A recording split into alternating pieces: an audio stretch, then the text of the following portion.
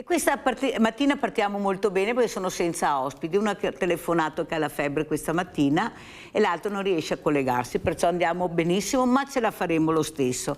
Iniziamo intanto a leggere questo libro, ormai siamo alla finale di questa mamma Teresa, perché rappresenta, come ripeto tutte le mattine, tante mamme. Allora andiamo alla nota storica. Seconda guerra mondiale. La seconda guerra mondiale venne combattuta da due grandi schieramenti, le potenze dell'asse e gli alleati. Il primo era un'alleanza composta da Germania, Italia e Giappone, che avevano in comune principalmente due obiettivi.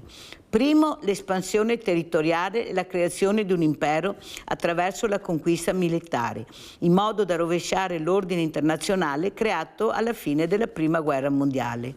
Secondo, la distruzione o la neutralizzazione del comunismo sovietico. Il 1 novembre 1936, una settimana dopo aver firmato quello che inizialmente era un semplice trattato d'amicizia, la Germania e l'Italia annunciarono la creazione dell'asse Roma-Berlino. Il 25 novembre dello stesso anno i nazisti firmarono il cosiddetto patto anti-Comintern con l'impero giapponese, stipulato soprattutto contro l'Unione Sovietica. L'Italia si unì al patto 2 anni dopo, il 6 novembre 1937.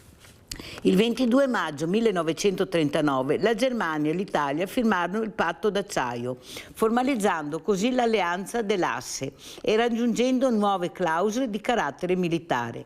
Infine, il 27 settembre 1940 la Germania, l'Italia e il Giappone firmarono il patto tripartito, che venne poi chiamato semplicemente l'Asse. Più tardi anche l'Ungheria e la Romania si unirono all'asse, la prima il 20 novembre 1940 e la seconda il 23 novembre dello stesso anno. La Slovacchia, la cui esistenza dipendeva sia economicamente che politicamente dalla Germania, seguì l'esempio il 24 novembre. La Bulgaria invece si unì all'asse il 1 marzo 1941 e la Jugoslavia il 25 dello stesso mese. 2 giorni dopo, ufficiali dell'esercito serbo rovesciarono il governo che aveva firmato il patto tripartito, ma dopo l'invasione e la divisione del paese ad opera delle forze dell'asse, avvenuta in aprile, il cosiddetto nuovo Stato indipendente di Croazia si unì all'alleanza il 15 giugno successivo. Il 26 giugno, ovvero 4 giorni dopo l'inizio dell'invasione dell'Unione Sovietica da parte delle forze dell'asse, la Finlandia entrò in guerra contro l'URSS a fianco di queste ultime, ma non firmò mai il patto tripartito. Gli alleati guidati da Gran Bretagna, Stati Uniti e Unione Sovietica sconfissero l'asse nel 1945. Nazismo. Complesso ideologico elaborato in Germania soprattutto da Adolf Hitler nel libro Mein Kampf e divenuto sistema di governo dal 1933 al 1945. Principio centrale di esso è il mito della superiorità della razza ariana, che portò all'emanazione delle leggi di Norimberga contro gli ebrei. Come movimento politico si impose attraverso il Partito Nazionalsocialista, costituito ufficialmente a Monaco di Baviera, nell'aprile del 1920 e guidato da Hitler. Limitato dapprima a un raggio d'azione puramente bavarese, il partito tentò nel 1923 a Monaco un fallito colpo di Stato. Ricostruito nel 1925 fu da allora in continua ascesa, finché nel 1933 Hitler fu nominato cancelliere e poi ottenne i pieni poteri. Fu disciolto nel 1945 in seguito alla sconfitta della Germania nella Seconda Guerra Mondiale. Fascismo, movimento politico italiano fondato nel 1919 da Benito Mussolini, giunto al potere nel 1922 e rimasto al governo dell'Italia fino al 1943. La trasformazione a partito unico, quindi di fatto a una dittatura, avvenne nel 1925. Iniziò un periodo di terrore, di censura, oltreché una serie di campagne militari estese e estere di invasione coloniale, in particolare in Africa. Allora, finito questo, io mi fermo un momentino perché vorrei capire con voi quale asse si deve trovare per far terminare le guerre, queste guerre che veramente non ci lasciano scampo, ma anche noi stiamo combattendo le guerre, sono delle guerre particolari, sono le guerre della sicurezza, la nostra sicurezza, la sicurezza dei nostri ragazzi, la sicurezza di andare a pescare che non ti cadano gli alberi addosso, la sicurezza di capire cosa stanno facendo nel tuo cammino e dove investono i nostri soldi sia in comune che in regione che in Italia, perché veramente a Roma non si ancora riesce a capire, si parla sempre di grandi opere e per i cittadini allora iniziamo a vedere i servizi per capire cosa sta succedendo. Allora andiamo subito a Verona dove c'era la nostra premier Giorgia Meloni ieri al Vinitaly che ha preso le distanze da Trump. Andiamo a sentire.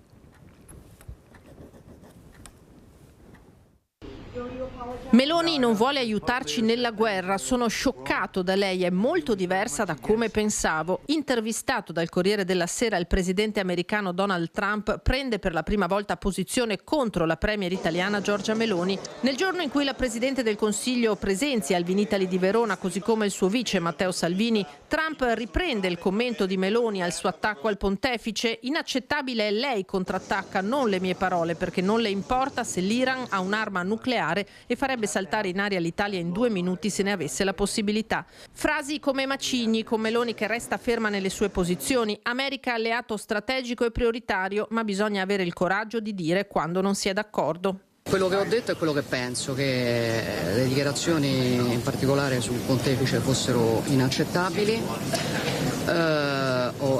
Esprimo la mia solidarietà a Papa Leone, le dico di più.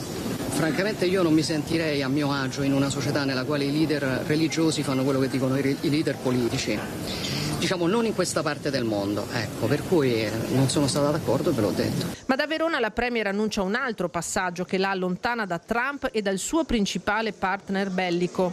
Voi non me lo avete chiesto, ma il governo ad esempio ha, in considerazione della situazione attuale che stiamo vivendo, ha deciso di sospendere il rinnovo automatico dell'accordo di difesa con Israele. L'avvallo di Salvini è telegrafico. Se il governo ha deciso così vuol dire che ha fatto bene a decidere così. Accordo di difesa con Israele quindi da ridiscutere. In Medio Oriente si sta andando oltre e Meloni non ci sta. Sul caro energia sono preoccupata, sull'andamento dell'economia in generale sono preoccupata, molto preoccupata se non si riesce a riprendere e mandare avanti il round dei negoziati, se non si riesce a riaprire lo stretto di Hormuz. Dall'inizio della crisi noi siamo stati tempestivi nel dare le risposte e continueremo a essere tempestivi nel dare le risposte.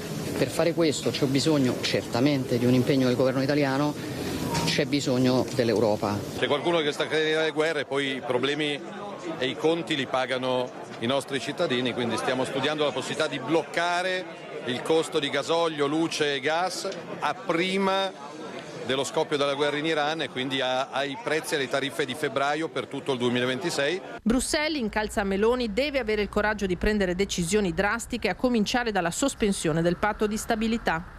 Penso che farebbe un enorme errore di valutazione se considerasse di muoversi troppo tardi. Quindi noi stiamo ponendo una serie di questioni in Europa, il tema di anche di prendere in considerazione una sospensione del patto di stabilità, non intesa come misura che può essere fatta verso il singolo Stato membro, ma come misura generalizzata. La Premier che al Vinitaly riceve dal presidente Alberto Stefani un leone di San Marco in vetro di Murano e foglia d'oro, confida di proseguire i rapporti di collaborazione con il nuovo governo ungherese ed è invece cauta sull'invito della DD Eni Descalzi di sospendere il bando del gas russo che scatterà il 1° gennaio 2027. La pressione economica che noi abbiamo esercitato sulla Russia in questi anni è alla fine l'arma più efficace che abbiamo per costruire pace, per cui dobbiamo fare molto attenzione a come ci muoviamo da questo punto di vista, però insomma è presto per parlare di questa dinamica che avviene da qualche tempo. Meno male che il leone è fatto col vetro di Murano, che ne avesse dato anche col vetro cinese, perché è quasi aspettarsi di tutto. Per fortuna che la regione è stata molto attenta che sia il leone di San Marco col vetro di Murano, perché siamo i migliori nel mondo, questa è la verità, e ci stanno cancellando. Allora abbiamo Rinaldo in linea, vai Rinaldo! Ciao Mirella e buongiorno a voi amici. Comunque... buongiorno, bravo, buongiorno anche noi che siete su. No, buongiorno, perché per il solito. Ah, ma noi altri non avevamo problemi, vero Rinaldo? Guarda, certo Mirella. Mirella, chi è stata prima a spiegare la guerra, cosa che sta il fascismo e tutto. La prima rete televisiva che vedo che gli spiega cosa che sta la guerra e da chi che sta fatta.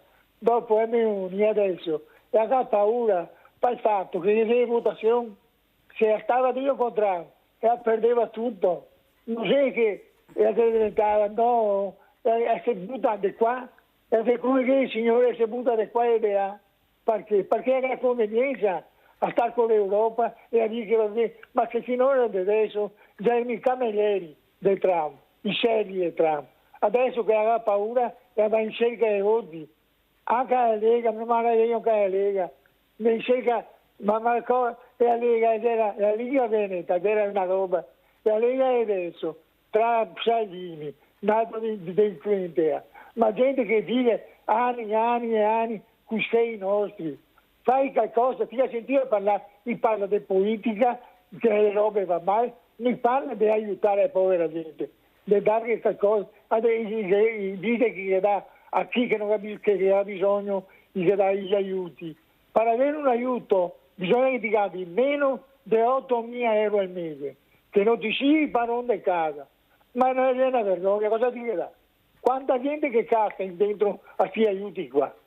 Ma non so, uno che ha 8.000 euro al mese all'anno, dico, di pensione, non puoi dire, ma è vergognoso chi fa qualcosa per la gente, gli altri del Trump, dell'America, chi ha fatto più i diritti più grandi, proprio gli americani, con gli indiani, gli hanno per milioni di indiani, gli americani, e loro che avevano le frecce, e loro con i fucili, e l'America non c'è altro che tutta la marmaglia che la manda via l'Europa, e non hai finito in America, e è nata l'America, Trump, è il tedesco, va bene, e vuole mandare via i clandestini, sono moglie slava, e gli americani sì. Gli altri sono italiani, da 5.000 anni, ma l'Oriente è un popolo che da 700 anni di vita e va in cerca di parlare cosa, di fare. Pensa anche il tedesco, è un guerra fondaio per natura dell'uomo che sia. È 80 anni, cosa va in cerca? Cosa vogliono rimenare il mondo? Si impara la gente, viviamo in pace, in tranquillità, avremo i nostri problemi, però i politici vanno in cerca di risolvere. Purtroppo una persona così vuole girare il mondo. Ma cosa che io devo essere?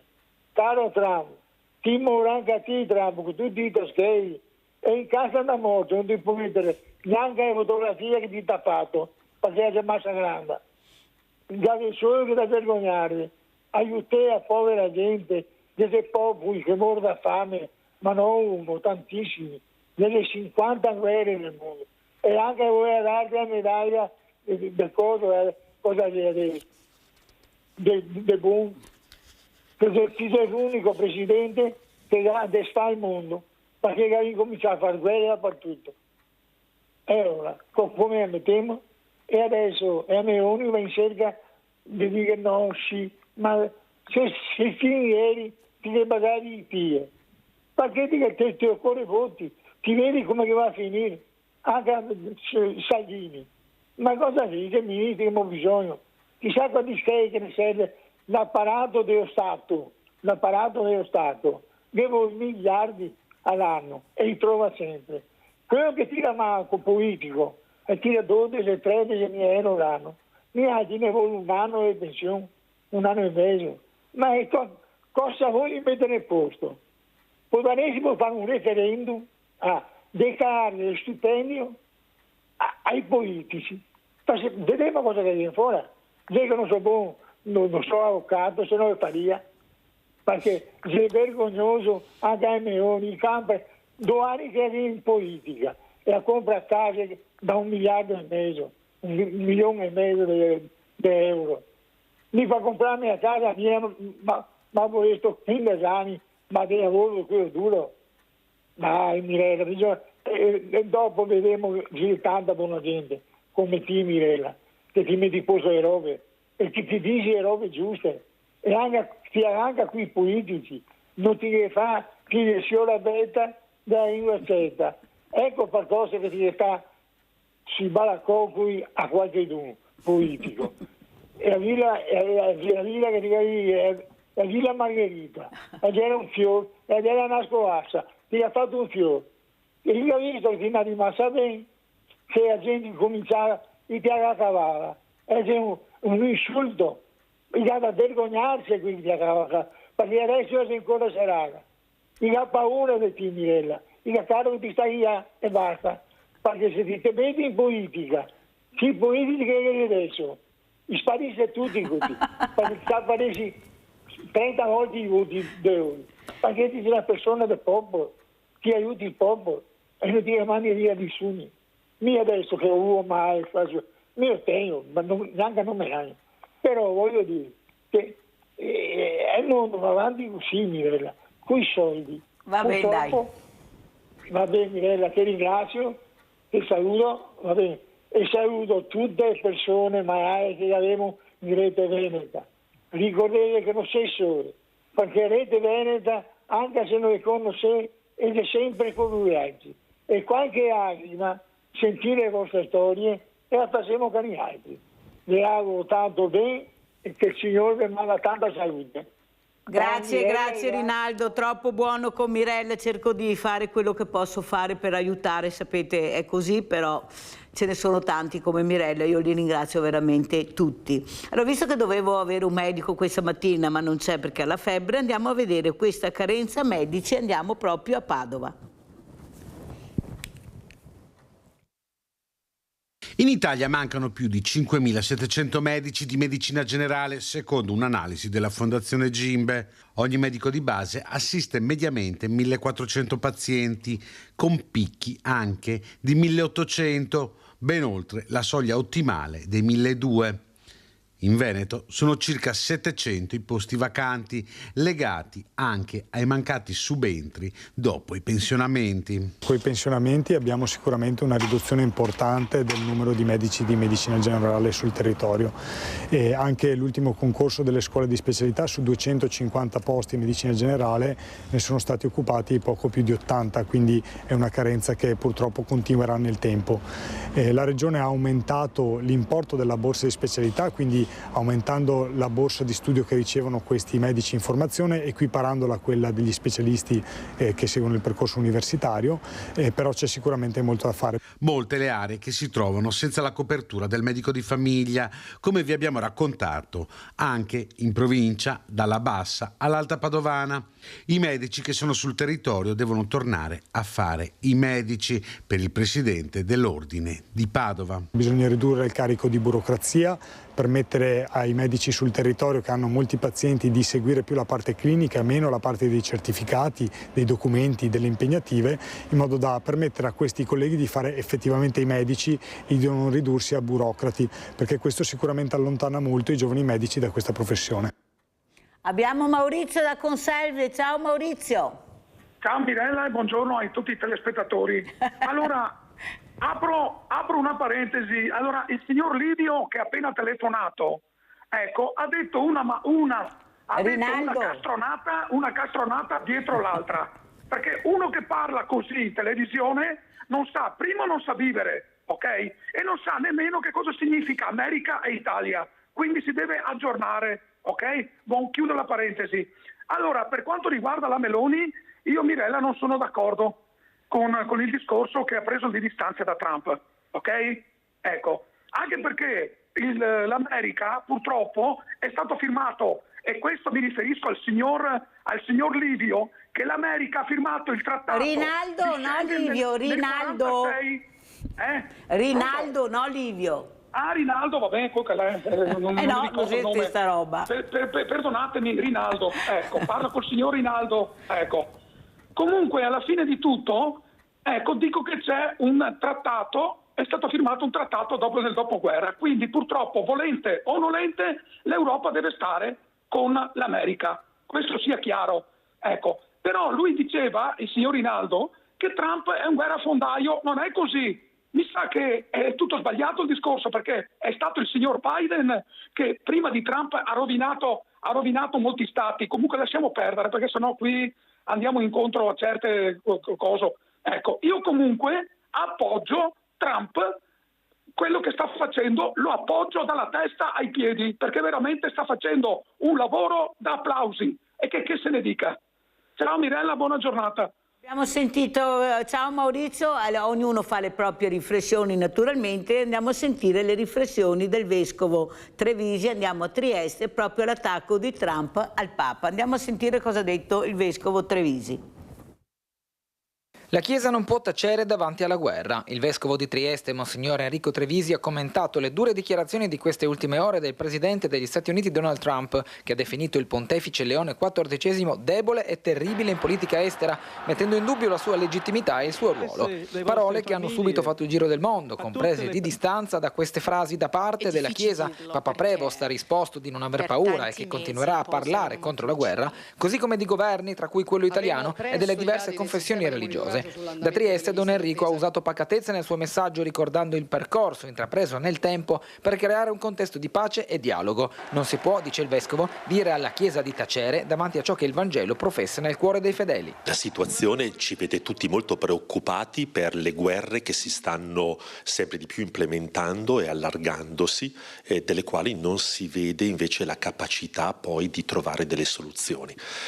La posizione della Chiesa Cattolica è nota da tempo e non si può chiedere al Papa di tacere di fronte a quello che sta avvenendo, che si sta distruggendo anche un'architettura costruita un po' alla volta proprio attraverso anche il pensiero dei grandi teologi cattolici, come anche il diritto internazionale che affonda nei secoli passati nella seconda scolastica.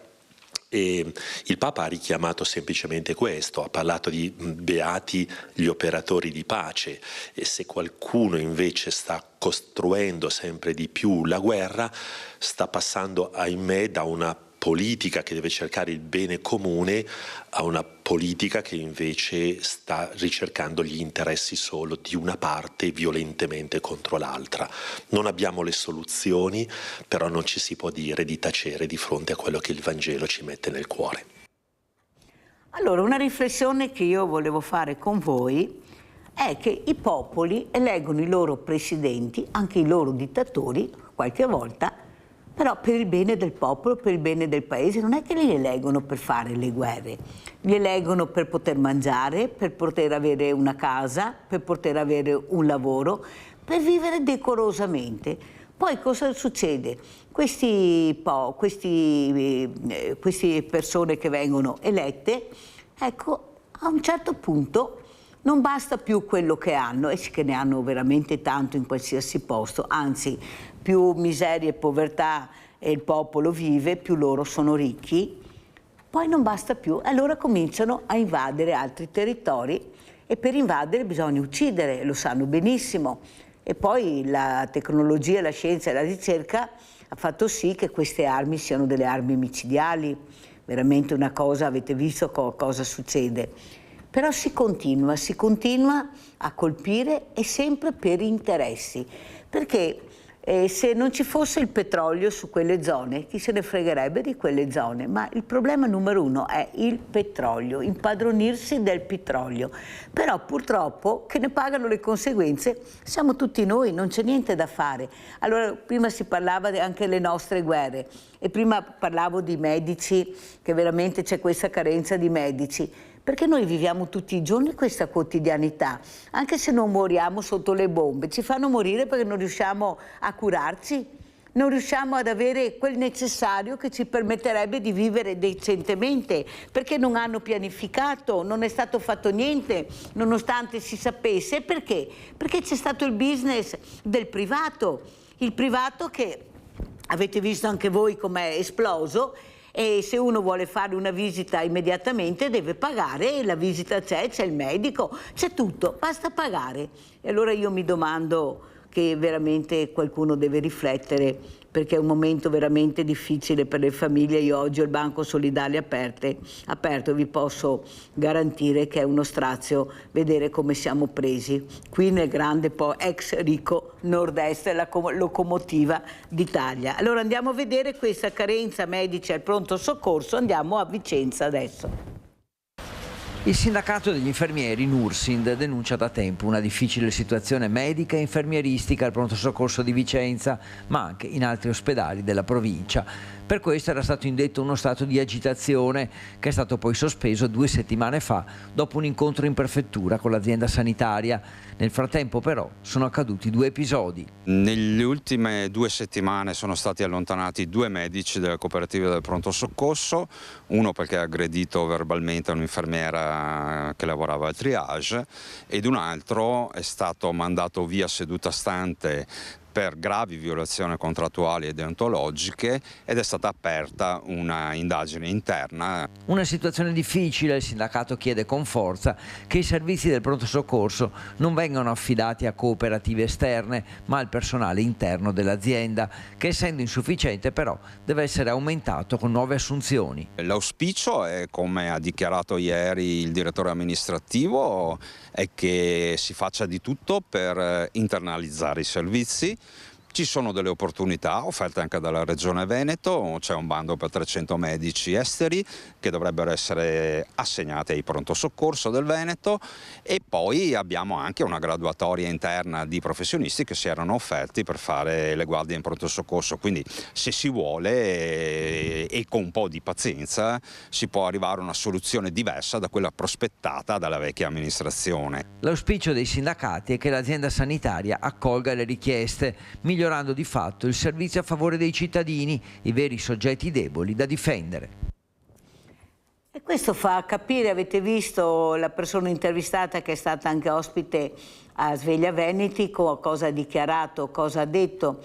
Il problema vero è che qualcuno dovrebbe intervenire sui problemi reali che veramente abbiamo, invece si va da un'altra parte. Adesso l'attenzione è tutta, almeno a Treviso, per l'Università di Medicina a Treviso. Andiamo a vedere. Università Medicina a Treviso.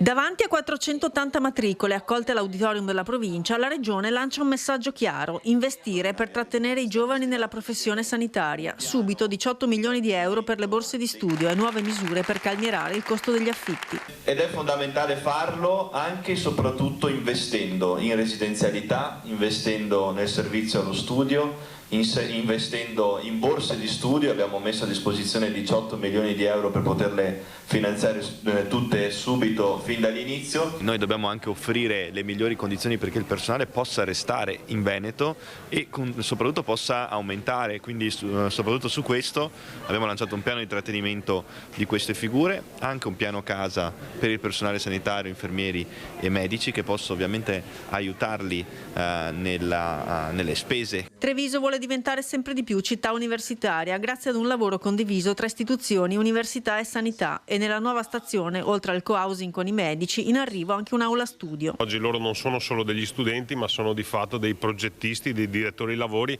della nuova città universitaria, che sta creando tanti luoghi per la loro formazione, per il tempo libero, per lo studio, per i servizi.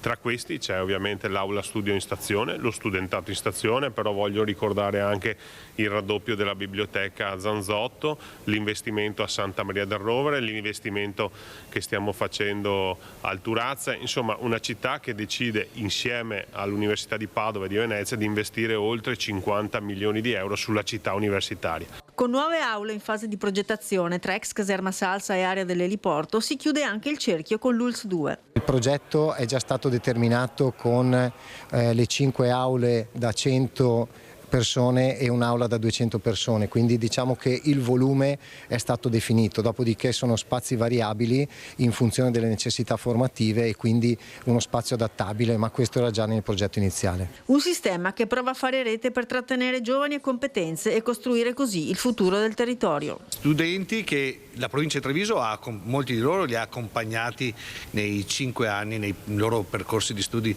delle scuole superiori. Abbiamo un istituto che dobbiamo costruire, diciamo, ex novo, sto parlando dello Scarpa di Motta ed altri che hanno bisogno di alcune migliorie, però tanto è stato fatto dal mio predecessore Stefano Marcon in questi anni grazie ai fondi PNRR, dove ricordo sono stati investiti più di 100 milioni di euro nell'edilizia scolastica. Allora, con tutto il rispetto che posso avere anche per questi investimenti, io vorrei capire quando decideranno di fare un investimento anche per i cittadini, per le persone. Mancano case, io ho tutti i giorni, persone che mi chiedono una casa, non trovano case, non ci sono case per le famiglie normali. Sentivo anche ieri gli ultimi investimenti che verranno fatti su delle aree importanti, hotel di lusso, alberghi di lusso, case di lusso. Basta vedere anche voi, se girate per i cantieri, che appartamenti stanno costruendo. Allora io mi domando, ma il cittadino comune, quello che ha bisogno invece che qualcuno faccia un investimento per lui, per la sua famiglia, cosa ne pensa di questi investimenti? 50 milioni da una parte, 70 dall'altra, però sempre per il cemento. Si parla sempre di reinvestire nel cemento. Allora, il cemento mi va anche bene, però se costruissero anche delle RSA, per i diversamente giovani, visto che la popolazione sta aumentando in maniera incredibile e abbiamo delle liste d'attesa lunghissime, ma anche là il privato si sta inserendo, sta cercando di aprire delle RSA, sta facendo l'asse, prima vi ho parlato dell'asse, ecco, qualcuno sta tentando di fare un asse di investimento per le RSA, ma a pagamento e privato. Allora capite che bisogna anche chiedere, quando decideranno di fare le cose che servono ai cittadini, che è la sicurezza del territorio, soprattutto in tutto, ma proprio in tutti in quei lati, da qualsiasi angolazione la vedi, invece di continuare a dire investo. Adesso ci sono le scuole, quante scuole, chissà dove sono andate i soldi per investire nelle scuole, quali scuole sono state, e soprattutto l'importanza di capire che c'è anche qualcos'altro, e noi abbiamo veramente bisogno di questo, perché non ce la facciamo più. Noi abbiamo queste persone che veramente sono in grande difficoltà. Andiamo a vedere ad esempio lo sciopero alla cartiera di Carmignano, andiamo a sentire.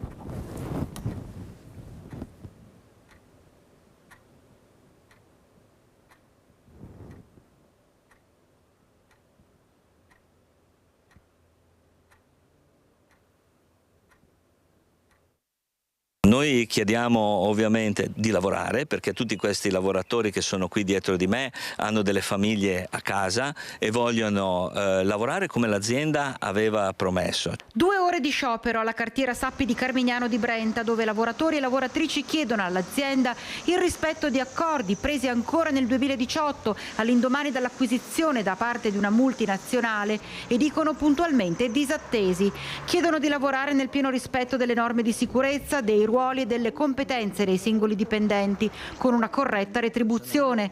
È il referente ADL Cobas Roberto Pianca che spiega quello che sta accadendo. C'è molta preoccupazione soprattutto per la diminuzione del salario, della remunerazione dei lavoratori, che ogni volta che non lavorano e l'azienda si era impegnata a lavorare non percepiscono questo salario. Si è assistito a un aumento del turnover del personale che si è licenziato per motivi volontari, le persone non sono state prontamente sostituite, si è richiesto al personale di coprire più mansioni in più ruoli. Questo ha portato a delle preoccupazioni sia dal punto di vista di sicurezza sia dal punto di vista proprio professionale della persona. Questa è la seconda giornata di sciopero. I lavoratori e le lavoratrici della cartiera Sappi non intendono fermarsi. 250 dipendenti della Sappi, della cartiera Sappi qui a Carmignano di Brenta, e lei ha detto fuori dal microfono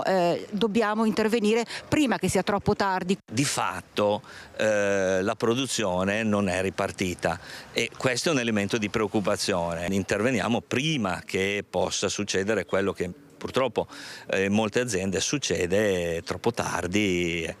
Quindi ci sono diverse rivendicazioni e noi speriamo di essere ascoltati. Avete capito? Questi sono i nostri operai di cui Mirella parla spesso, quasi tutti i giorni, che non vedono un futuro. Avete capito che sta arrivando un'altra multinazionale, loro sono preoccupatissimi, il lavoro si è fermato, ma ogni volto nostro c'è una famiglia dietro questo volto, hanno detto. E io l'ho detto prima, ma pensare al futuro dei nostri cittadini anche da altre angolazioni, non solo a un'angolazione, per vedere di distribuire questi soldi pubblici, questi fondi pubblici anche in maniera un po' più equilibrata, tutto su una cosa, niente su un'altra. No, non può funzionare così, perché la popolazione invecchia. Ecco, la popolazione ha bisogno di aiuto, le famiglie hanno bisogno di aiuto, non ce la fanno più, avete sentito gli stipendi, si decurtano sempre di più perché le ore sono meno e le famiglie cosa faranno? Pubblicità.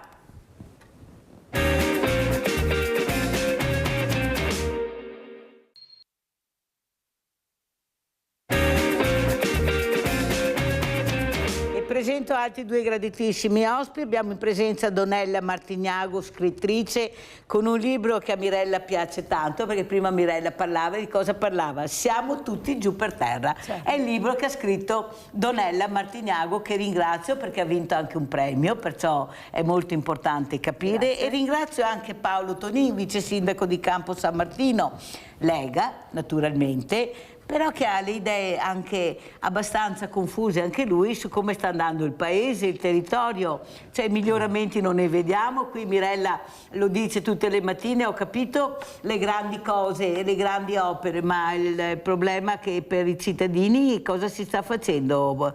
Tonin, cosa dice?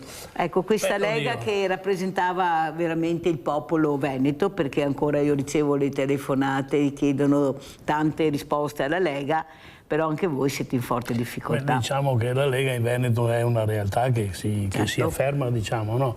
Che dire, cioè, oggi purtroppo stiamo vivendo un momento internazionale, direi, userei un termine abbastanza violento, drammatico, diciamo, no?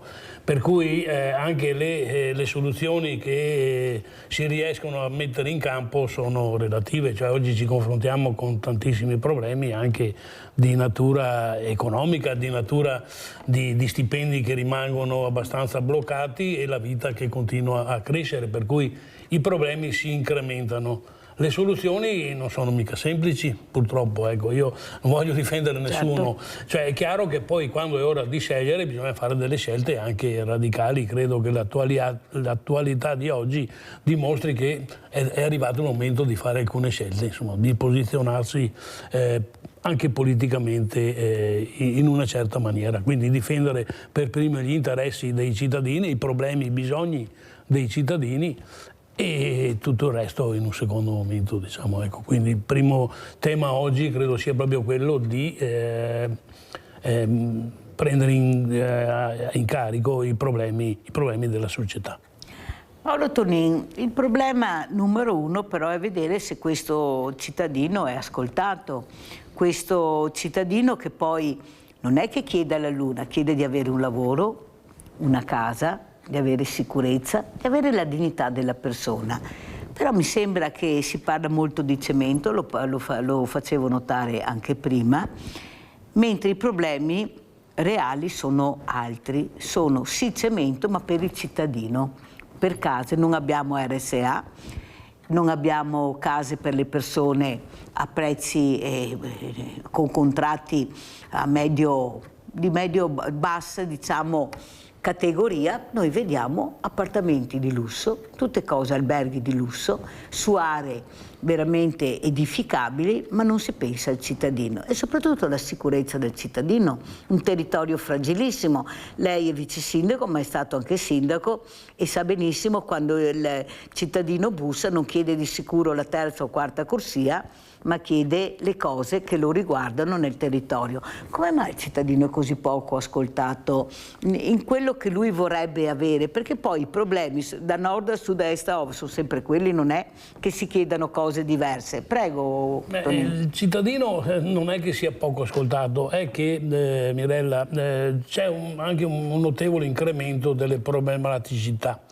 perché cioè, io faccio anche l'assessore sociale, per dirti, fra le varie attività, insomma, che svolgo in comune, e effettivamente sto notando un incremento delle necessità e dei bisogni proprio che fino a qualche anno fa non c'erano, per cui non è che il cittadino non venga ascoltato, certo che le strutture sono impostate su quello che era un sistema di vita di qualche anno fa, dove c'erano meno problemi, e oggi i problemi si accentuano.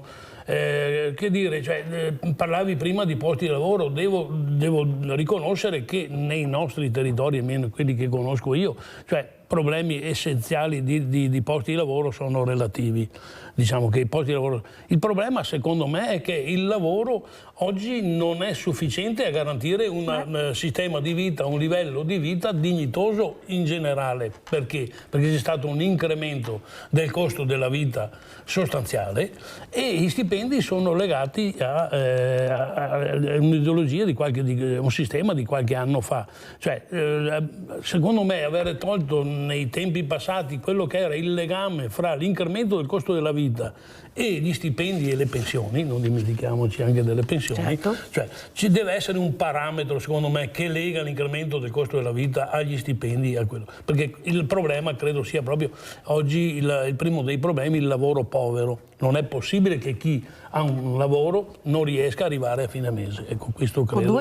Con due stipendi non riescono ad arrivare a fine mese. Io li vivo anche in famiglia, io ho due figli che lavorano, due coppie, sia mio figlio che mia figlia, ma effettivamente col mutuo acceso difficilmente arrivano a quadrare i bilanci. Ecco, per fortuna ci sono le generazioni precedenti che in qualche modo sostengono. Di averle.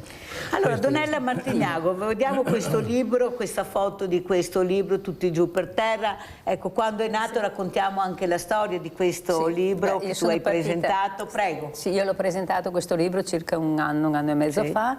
E ero partita dalle zone qua nostre venete e ho spiegato perché io da Treviso, Venete, sono andata nelle zone terremotate a parlare di loro. Infatti ci sono delle pagine dedicate a loro.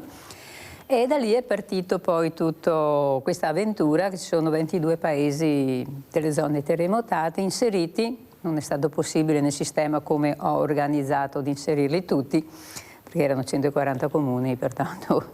Non pochi per scrivere così.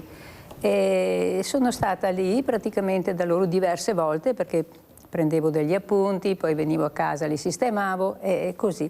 Ho fatto questo libro, l'ho presentato appunto qua e ho fatto diverse presentazioni là nelle loro zone, poi le ho fatte anche qua nella nostra zona, che sono venuti su anche i sindaci delle zone terremotate. E poi l'anno scorso mi sono accorta che c'era un concorso con libri già pubblicati verso Genova e così ho mandato il mio libro e fatalità ho vinto questo diploma, diploma di finalista. Facciamolo vedere. Eccolo qua. Dallo alla Mirella, permesso Paolo, scusi, così lo ecco, qua, intanto tu parli. Cosa vuol dire per una persona come te ricevere un diploma, capire che il tuo libro è arrivato alle persone giuste, hai centrato l'obiettivo perché hai parlato di una cosa reale, di una cosa veramente che ha sconvolto non solo questi paesi ma anche l'Italia, vedere come erano ridotti questi paesi con il terremoto? Per me è stata una soddisfazione grande aver ricevuto questo premio, anche perché quest'anno si entra nel 10° anniversario di questa catastrofe. E averlo ricevuto e ho mandato le foto del diploma un po' a tutte le zone che ho scritto e l'ho dedicato a loro questo premio, diciamo, perché penso che sia la cosa più giusta da fare, più naturale.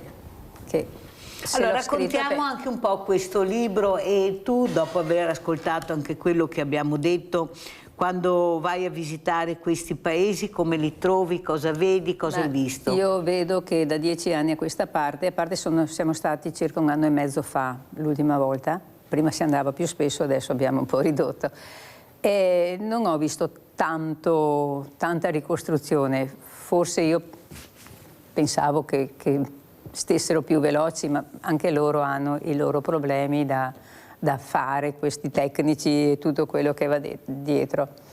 Le persone sono ancora sulle casette, se non tutte, ma quasi tutte.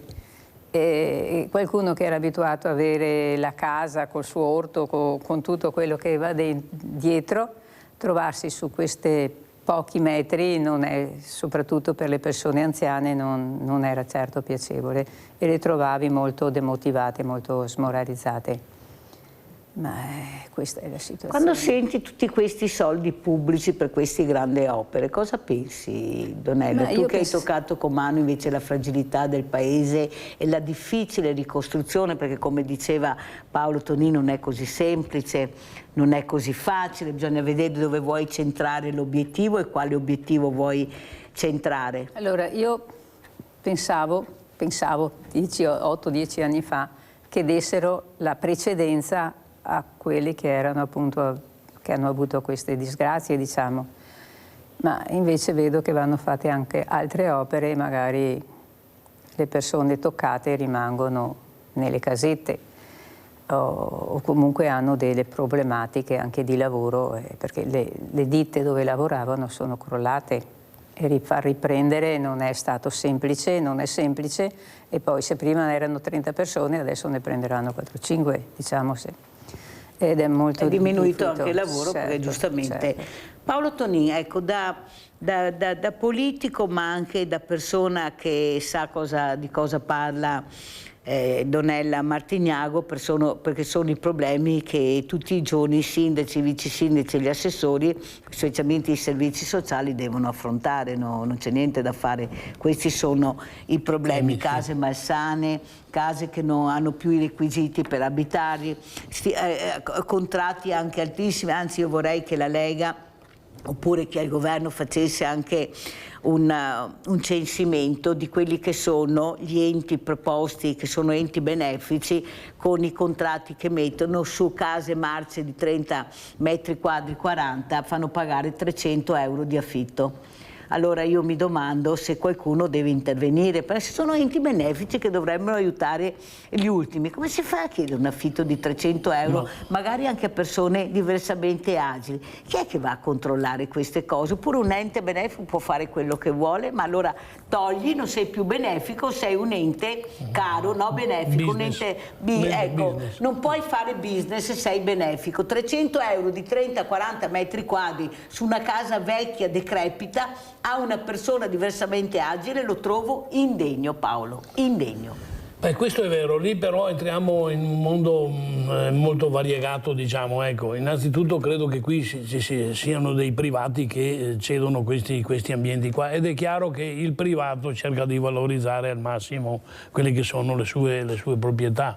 Ricordo anche che qualcuno affitta delle proprietà come compensazione di pensioni medio-basse, cioè voglio dire, in certi casi effettivamente è proprio per sopravvivere che qualcuno fa diciamo business con questi affitti. In generale però dovrebbe essere questo, cioè ci sono delle persone che hanno dei problemi di carattere sociale o di sanità, cioè dovrebbero essere valutati in una maniera più ampia, ma anche qua andiamo a scontrarci con quello che è il mondo delle risorse a disposizione. Io ti parlo da assessore sociale, cioè siamo in continua difficoltà perché mettiamo ogni anno 10 sul capitolo e le necessità sono 15, e allora si fanno le variazioni di bilancio per poter intervenire e non sono sufficienti, e quindi è tutto, è chiaro che poi la coperta è quella, insomma, se si mette da una parte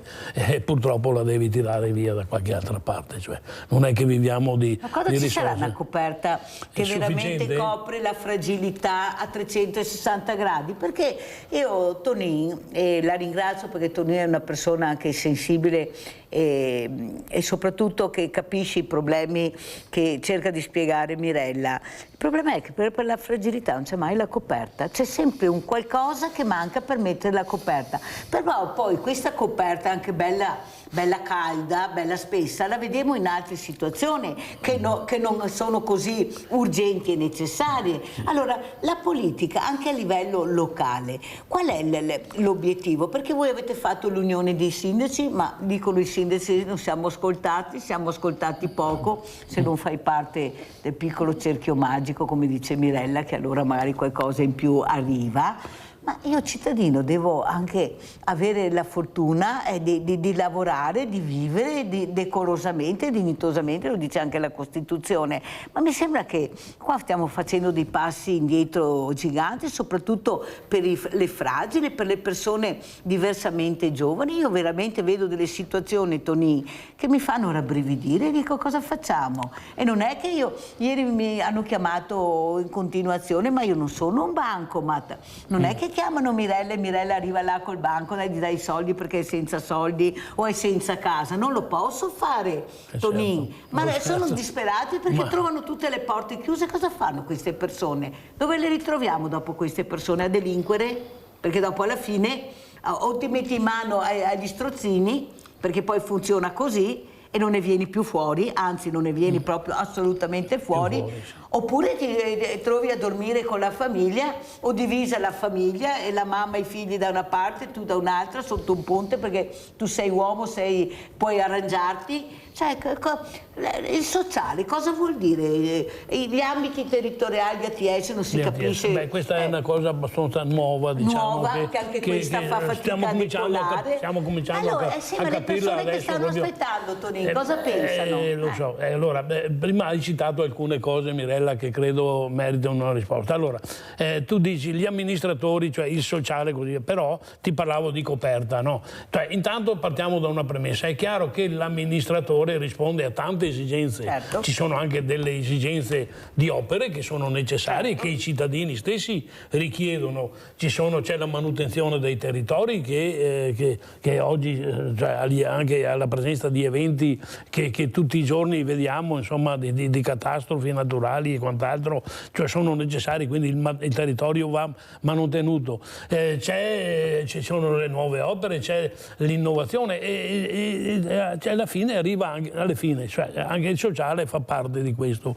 È chiaro che la tassazione è già a un livello troppo elevato, anche noi come amministratori di comuni, cioè a volte potresti mettere mano alla leva della tassazione, ma cioè, voglio dire, non è che si può esagerare neanche là, perché vai a compromettere rapporti con altri cittadini, e di cui alla fine è la coperta che dicevi tu. Cosa dobbiamo fare? Si fa il possibile, diciamo, ecco, sul possibile, e ti assicuro che anche nelle giunte comunali così via c'è una discussione continua, perché c'è quello che deve far fronte ai lavori pubblici, che ci tiene a fare i lavori necessari che gli vengono richiesti, c'è l'assessore all'urbanistica che deve pianificare lo sviluppo del territorio, c'è quello sociale, che nel caso qua tocca a me, cioè che deve combattere per portare le risorse per andare a affrontare i problemi dei cittadini, e i soldi sono quelli. Questo è il tema. Mai, Tonini, lei fa parte di un partito importante del governo anche da tanti anni,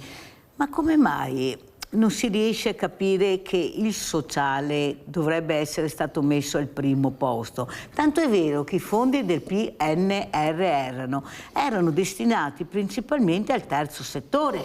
E il terzo settore, sì. Quando parli di terzo settore ne hai da parlare. Poi sono stati dirottati. Sono stati in parte, una grande parte, dirottate su cose che non riguardano il terzo settore. Allora vuol dire che a qualcuno in questo momento interessa di più qualcos'altro che non il sociale, perché non abbiamo le residenze per i diversamente giovani, non abbiamo le case per il popolo, diciamo così. Una volta forse avevano una visione diversa di quella che era la politica per il cittadino, perché io sono convinta, e penso che Paolo Tonin lo sappia, il cittadino veniva considerato. Ecco, ma almeno lasciavano l'osso con un po' di polpa. Adesso non ti assa neanche l'osso. Forse ce n'era un po' adesso non ti assa neanche l'osso. Allora c'era una visione, cioè stavano bene loro, ma stava bene anche l'operaio, perché si parlava di stipendi che ti permettevano anche di andarti a mangiare la pizza, di fare 2 o 3 giorni di ferie.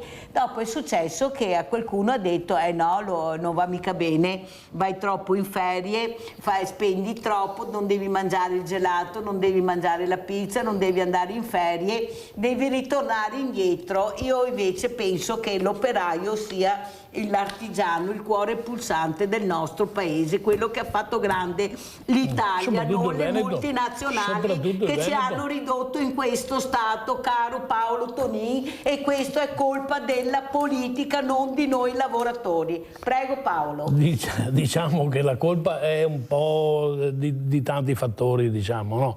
Poi che nella realtà mondiale, cioè i ricchi siano sempre più ricchi e i poveri e la classe intermedia è un fatto reale. Però tornando a quello che dicevi prima, cioè i soldi, le risorse del PNRR, credo che gli effetti degli investimenti fatti del PNR stiano arrivando adesso piano piano. Per esempio io mi sto occupando di casa di comunità.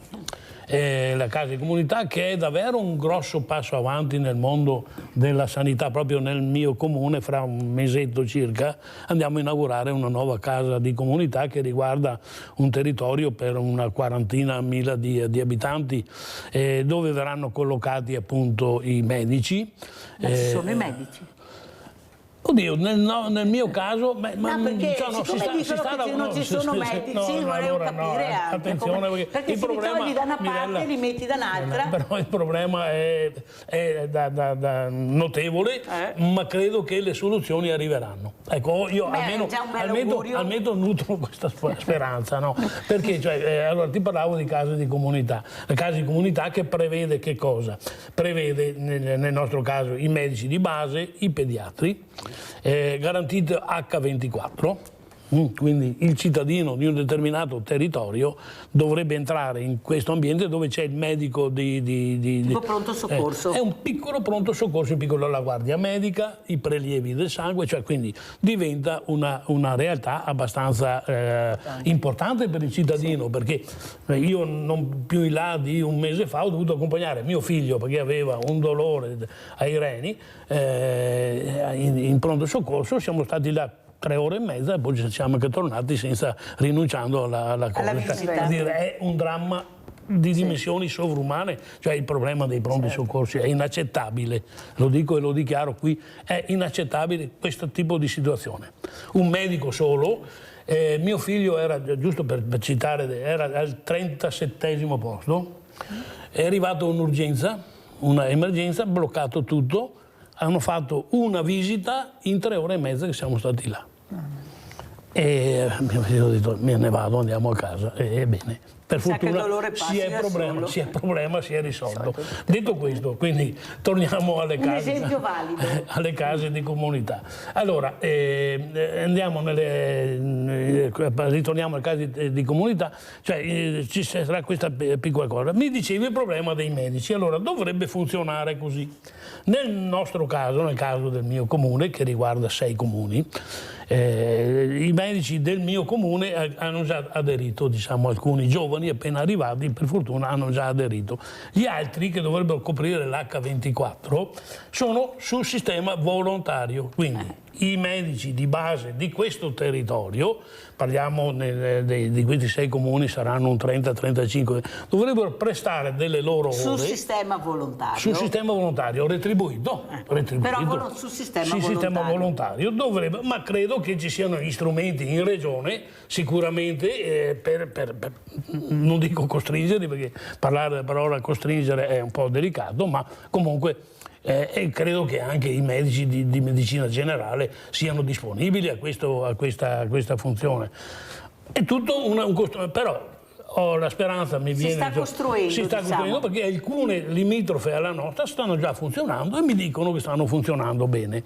Quindi questo è un messaggio di speranza. Dopo che hai sentito, tu sei una cittadina, una persona che... È una bella novità questa che sta dicendo il signore qui. Speriamo che venga anche dalle nostre parti, perché quando vai in pronto soccorso, io purtroppo ci sono andata più volte, devi tanto aspettare. facendo queste cose è probabile che si aspetti meno, che ci sia appunto questa comunità che ti dà una mano maggiore. Sicuramente diminuisce l'affluenza presso i pronti soccorsi e quindi almeno questa è la soluzione paventata a livello governativo, perché questo progetto qua è partito ancora parecchi anni fa. Cos'è, Tonin, che le fa più paura in questo momento? Quello che temi di più come persona, come amministratore? La paura va al di là di quello che è le realtà nostre qua locali, va a livello internazionale, Mirella. Purtroppo oggi viviamo un momento con queste guerre che ci sono, con queste situazioni che non si risolvono, purtroppo questo mi preoccupa effettivamente, perché i risvolti magari le sentiamo lontane, no? Ma poi le conseguenze le abbiamo personalmente tutti i giorni, no? Quindi questo è il grave tema. Io mi auguro che davvero si arrivi a delle soluzioni, perché se continuiamo a lungo davvero dovremo prepararci ad affrontare dei problemi economici seri. Questa presa di posizione di Giorgia Meloni da Trump, ecco, come politico, come la vede, Tonin? Allora, c'è un discorso molto ampio, però credo fosse doveroso, insomma, cioè perché Trump, che ha delle motivazioni che io condivido, su certe cose condivido alcune sue posizioni, però è andato molto oltre. Cioè adesso tu non puoi permetterti di essere il padrone del mondo, di sparare contro tutto e tutti, cioè, non tenendo conto che alcuni a cui spari addosso sono degli alleati. Allora l'alleato, cioè, non è un suddito, non è uno che si mette sull'attenti e obbedisce. L'alleato è uno con cui devi condividere anche certe situazioni. Non è il caso del presidente Trump, che però credo non avesse alternative di quello che sta succedendo con l'Iran. Insomma, ecco, oggi la situazione lì era talmente degradata che effettivamente era quasi necessario un intervento militare. Insomma. Allora, Donella Martignago, come scrittrice, come persona sensibile, ecco, quello che sta succedendo, come lo senti, come lo vivi? Lo vivo naturalmente male, perché non sai mai come andrà a finire e di conseguenza anche noi nel nostro piccolo ne risentiamo già. Pensi anche alla benzina, al gasolio, quello che è, naturalmente è aumentato. E chissà dove ci porterà poi questa situazione. Le bollette che arriveranno di energia elettrica, per fortuna che è finito l'inverno, dico io, per fortuna che speriamo che il prossimo inverno si mettano un po'. Dici, Mirella, che se anche il kerosene non arriva per gli aerei, pazienza. Pazienza, anche se noi siamo un paese turistico, e là bisogna veramente cercare. Ma dico, bisogna stare molto attenti, perché noi viviamo col turismo anche. Allora andiamo a vedere invece questi agricoltori padovani in guerra. Andiamo a sentire.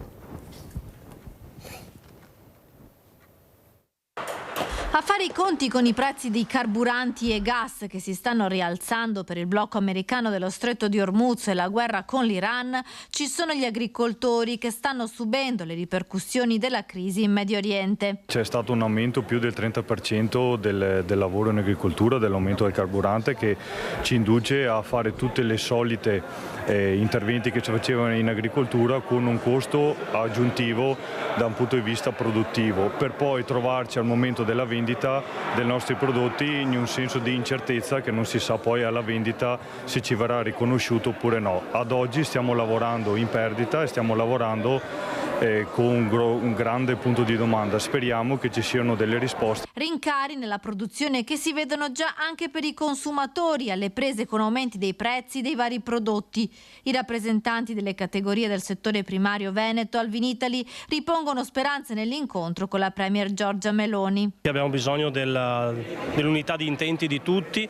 Oggi il mondo dell'agricoltura, come tanti altri settori, sta vivendo un grande clima di indecisione che si sta rovesciando su quelle che sono le nostre attività produttive. Auspichiamo che ci sia una svolta, perché abbiamo bisogno di continuare a esportare e soprattutto di avere delle prospettive di tranquillità che però per il momento sono ancora molto lontane. Agricoltura sempre più meccanizzata che fa i conti con i costi del carburante, ma a rischio ci sono anche gli approvvigionamenti di fertilizzanti. La difficoltà di reperire concimi, e quando si riescono a reperire, specialmente gli azotati, sono a costi molto elevati.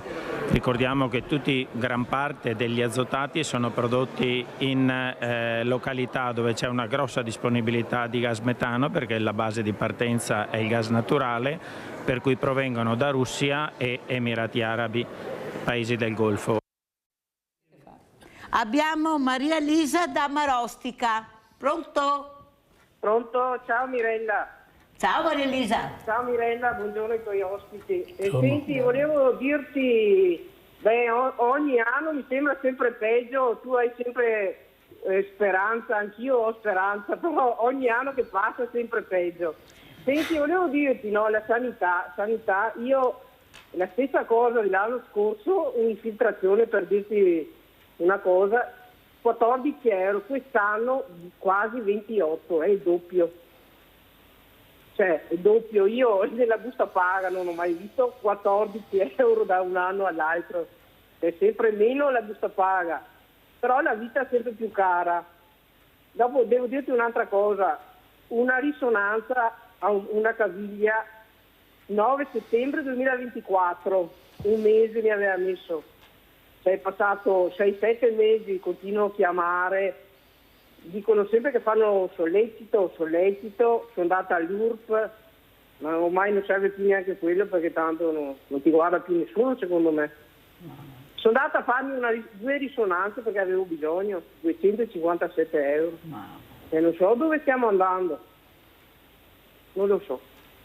Ciao Mariella, buona giornata. Cara, grazie Maria Elisa, guarda, mi fai veramente tenerezza con queste parole. Pensate, un operaio tirare fuori 250 euro, ma no per andare a divertirsi, o per ciappare l'aereo da farsi un giro, per curarsi. Ma cioè, come fai? Ma io mi domando, ma come fanno?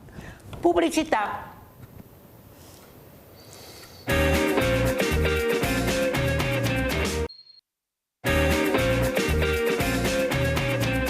Non parliamo di numeri ma di persone questa mattina con Donella Martignago, di questa scrittrice che ha scritto questo libro Tutti giù per terra, è quello attuale. Lei l'ha scritto che non eravamo ancora tutti giù per terra, c'era qualcuno giù per terra, ma noi non eravamo giù per terra, adesso siamo tutti per terra. Con Paolo Tonin, che ringrazio veramente, che è vice sindaco di Campo San Martino, vicino a Padova, ma soprattutto che sa di cosa si parla, perché è una persona che ha a cuore il sociale. Avete sentito cosa ha raccontato? Le mie figlie sentono questo problema, perché anche lavorando non si riesce veramente a fare una vita dignitosa. I figli che crescono, problemi, come dice Maria Elisa, problemi di salute, la spesa te va dal fruttariolo, te vuoi 50-60 euro, diciamo cosa vuoi comprare, ma solo dai fruttivendolo, per dire, dove una volta era dove spendevi meno di tutto. Certo. Il pane costa tutto caro. Donella, secondo te c'è qualcuno che dovrebbe avere più attenzione verso questo popolo, veramente, che siamo un popolo meraviglioso? Io lo dico sempre, da nord a sud, io non faccio distinzioni, perché abbiamo degli artigiani in tutta Italia, veramente delle meraviglie, che da niente creano, perché ce l'abbiamo nel DNA. Ecco, io cito sempre anche il tuo caso, che avrebbe mai detto che Donella Martignago sarebbe diventata scrittrice. Eppure questa creatività, certo, che ognuno di noi qualcosina ha, perché è vero, non a caso eravamo la locomotiva del nord-est, perché avevamo degli artigiani meravigliosi che hanno fatto grande il paese. Questa è la verità. Si è accorto dopo che si sparì, adesso Dio cercare un po' de metta a posto i cocci, questo made in Italy sparito, non si capisce, scritto made in Italy, ma viene dalla Cina, viene dal Pakistan, viene made in Italy, una roba grande. Per fortuna che me ne intendo e vedo subito. Secondo te cosa è successo? Cosa è successo non è che lo sappia. Certo, la creatività da parte di noi persone, dicevo, di una media basso, diciamo così, esiste, solo che non è possibile tanto metterlo in pratica, e non è che tu abbia un aiuto di qualcuno che ti stimoli ad andare avanti, e lì naturalmente le cose poi si fermano un po' per strada. E come a me, anch'io mi piaceva aver fatto di più. Per esempio, questo libro c'è stato da un'associazione dei terremotati, il presidente dell'associazione, che andava per i bambini feriti fisicamente e anche psicologicamente dal terremoto, che cercava in qualche modo di fare qualcosa per avere dei soldi per aiutarli. Io quel mio piccolo ho dato il mio contributo, però poi voleva fare anche, come si dice, un documentario, un docufilm. Mi aveva chiesto se gli davo una mano e io ero disponibile al massimo. L'ho cercato di aiutarlo in qualche modo. Aveva anche un regista che si interessava magari di questo caso, ma poi per fattore economico tutto è andato fermo. E cosa vuoi? Così è la vita. Il fattore economico, mancano soldi e non puoi fare o andare avanti come ti piacerebbe. Allora sentiamo cosa dice Salvini sulla Brescia, Padova e Valdastico. Andiamo a sentire.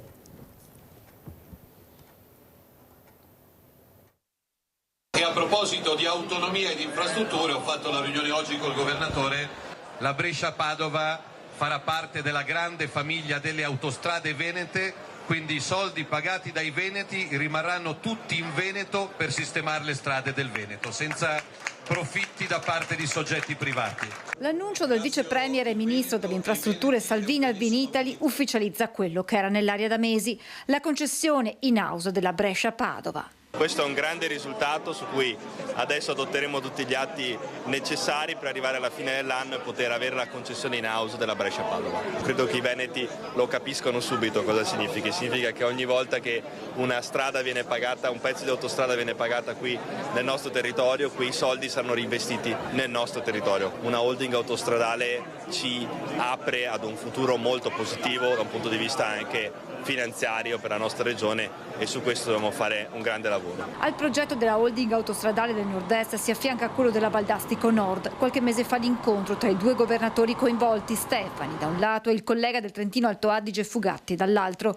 Sul dossier c'è l'intesa, aveva detto il presidente del Veneto, è un progetto fondamentale soprattutto per il settore industriale del nostro territorio.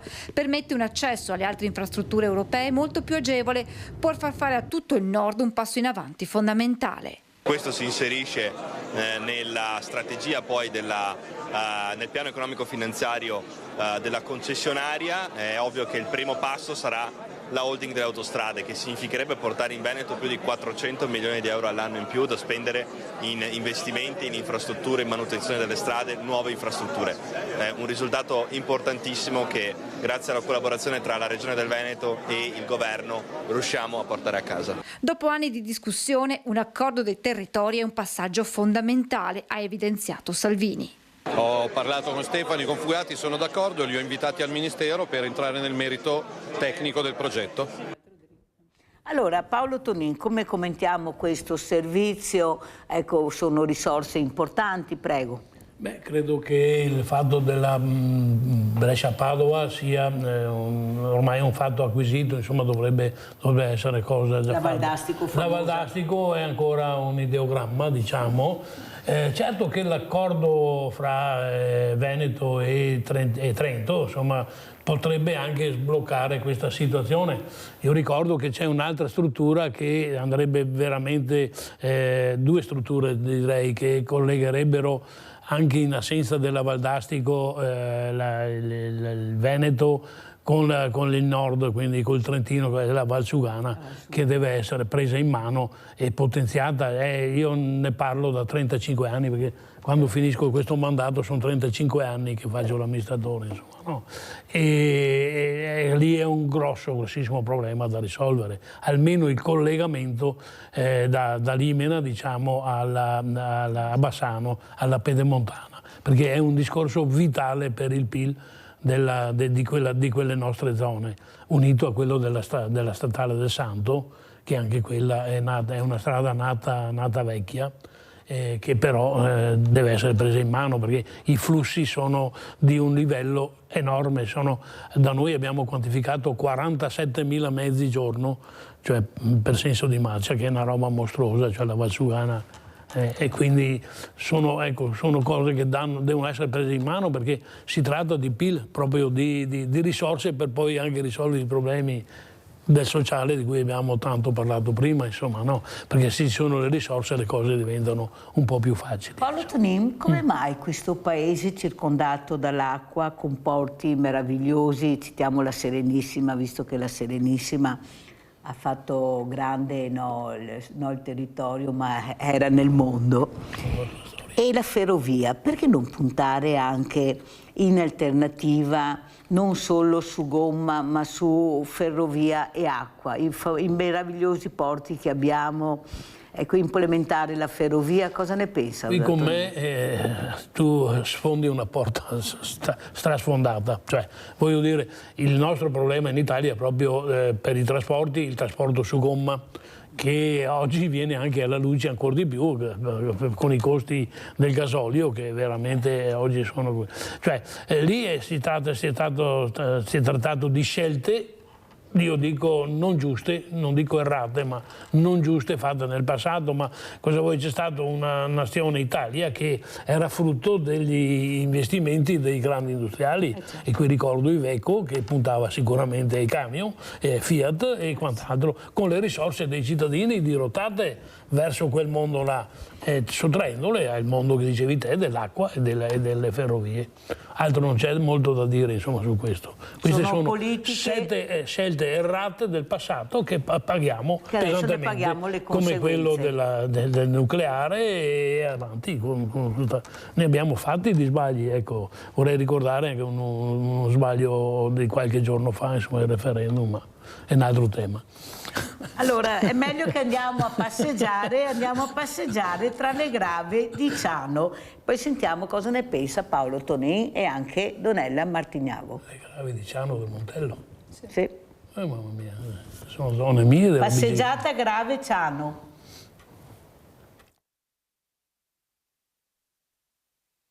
È importante che, visto che c'è già una cassa di espansione naturale, questa venga mantenuta e che vengano valutati progetti alternativi. Le norme europee lo indicano come obbligatorio, il commissariamento non può farci evitare questo passaggio. Arriverà a Bruxelles il caso della cassa di espansione da realizzare sull'area delle Grave del Piave a Ciano del Montello. A portarlo l'onorevole Cristina Guarda, che ha condiviso con altri 50 partecipanti la passeggiata informativa organizzata dal gruppo Europa Verde Trevigiano. Per dire che ci sono territori della nostra provincia che hanno un grandissimo valore ambientale e che non è possibile che per i soldi della ghiaia questi territori vengano distrutti su progetti che forse non hanno neanche le basi scientifiche per essere realizzabili. Per Europa Verde bisogna approfondire l'impatto idrogeologico di una struttura del genere che già di per sé incide profondamente su quello ambientale. Ci sono molte criticità nello scavare le Grave di Ciano, nel fare delle mega casse in cemento armato, distruggendo quello che è un patrimonio ambientale e creando rischi idraulici. Se noi facciamo qualcosa qua non sappiamo cosa può succedere quando c'è la piena, se per caso i comuni dall'altra parte possano essere invasi dalla piena allagati, o se tutte le risorgive che sono a sud del Montello, compreso il Sile in particolare, possano avere un qualche tipo di problema. La proposta invece è quella di pensare a tanti micro interventi di gestione idrica delle possibili piene del Piave. L'obiettivo è quello di portare in Europa la necessità di far attenzionare alle istituzioni locali che c'è l'obbligo di valorizzare le alternative, che siano più economiche, le alternative più economiche, le alternative più di veloce realizzazione rispetto a questa che ha almeno 20 anni di percorso di realizzazione, e le alternative che non abbiano un impatto ambientale pari a questo. Significa qui andare a cancellare un habitat estremamente delicato per l'equilibrio anche di tutti gli altri territori. Allora, Paolo Tonin, l'equilibrio, soprattutto posti delicatissimi, si parla molto di biodiversità di questo posto, ma soprattutto qualcosa bisogna fare, bisogna intervenire. Eppure la scienza, la ricerca e la tecnologia danno delle armi fondamentali a voi amministratori. Il problema è far sedere attorno ad un tavolo tutti assieme, ognuno però con la propria competenza, e vedere di fare il male minore e il bene possibile. Questo è quello che penso io. Però tutti assieme seduti per trovare le soluzioni per far stare bene sia i cittadini di questi paesi, sia la sicurezza di tutti i paesi. Prego Paolo Tonin. Allora, io credo, confesso che non conosco a fondo questo territorio e questa diciamo, situazione. Quello che dico però è questo, cioè le vasche di laminazione sono una cosa molto importante, perché sappiamo tutti quali sono le conseguenze in caso di esondazioni e quali sono poi le conseguenze proprio dirette ai cittadini in questo. Per quanto riguarda invece la scelta della collocazione di questi posti o il metodo da risolvere, credo che sia effettivamente un tema molto delicato. Ci sono sicuramente delle zone da salvaguardare. Come dicevi, lo strumento c'è, lo strumento per individuare queste cose qua si chiama conferenza di servizi, dove vengono messi insieme tutte le realtà, dal genio civile dai responsabili dei fiumi, le amministrazioni locali e quant'altri, diciamo, ecco. Quindi il tema c'è. Io non so bene in questo caso qua quali siano state, insomma, le soluzioni o le proposte che derivano da questo. Io spero per i cittadini che chiaramente sia stata analizzata a fondo questa situazione. Ecco. Non so se è definitiva la collocazione o se ci siano ancora degli spazi. Ma è stato messo un commissario non che è so. una commissaria, ma soprattutto bisogna capire, ecco, l'obiettivo quale sarà. Sicurezza sì, ma non con un impatto dell'ambiente che stravolge l'ambiente, ma nella maniera corretta. Io sono convinta che con i mezzi che abbiamo e la competenza che abbiamo anche di persone nel nostro territorio e non solo, si riesca ad avere ed a fare questo. Donella Martignago, quanto importante è la competenza?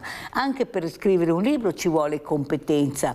Tu sei andata nei posti, hai toccato con mano, hai ascoltato le persone, la competenza, non posso scrivere a caso, devo capire cosa devo scrivere. Prego. Io per fare questo libro sono stata sui posti, prima avevo letto, mi ero procurata dei libri di vari paesi, quando sono stata lì, anche lì mi hanno dato delle dispense, delle fotocopie, mi hanno dato dei libri e quando sono tornata a casa ogni paese leggevo, studiavo tutta la loro storia.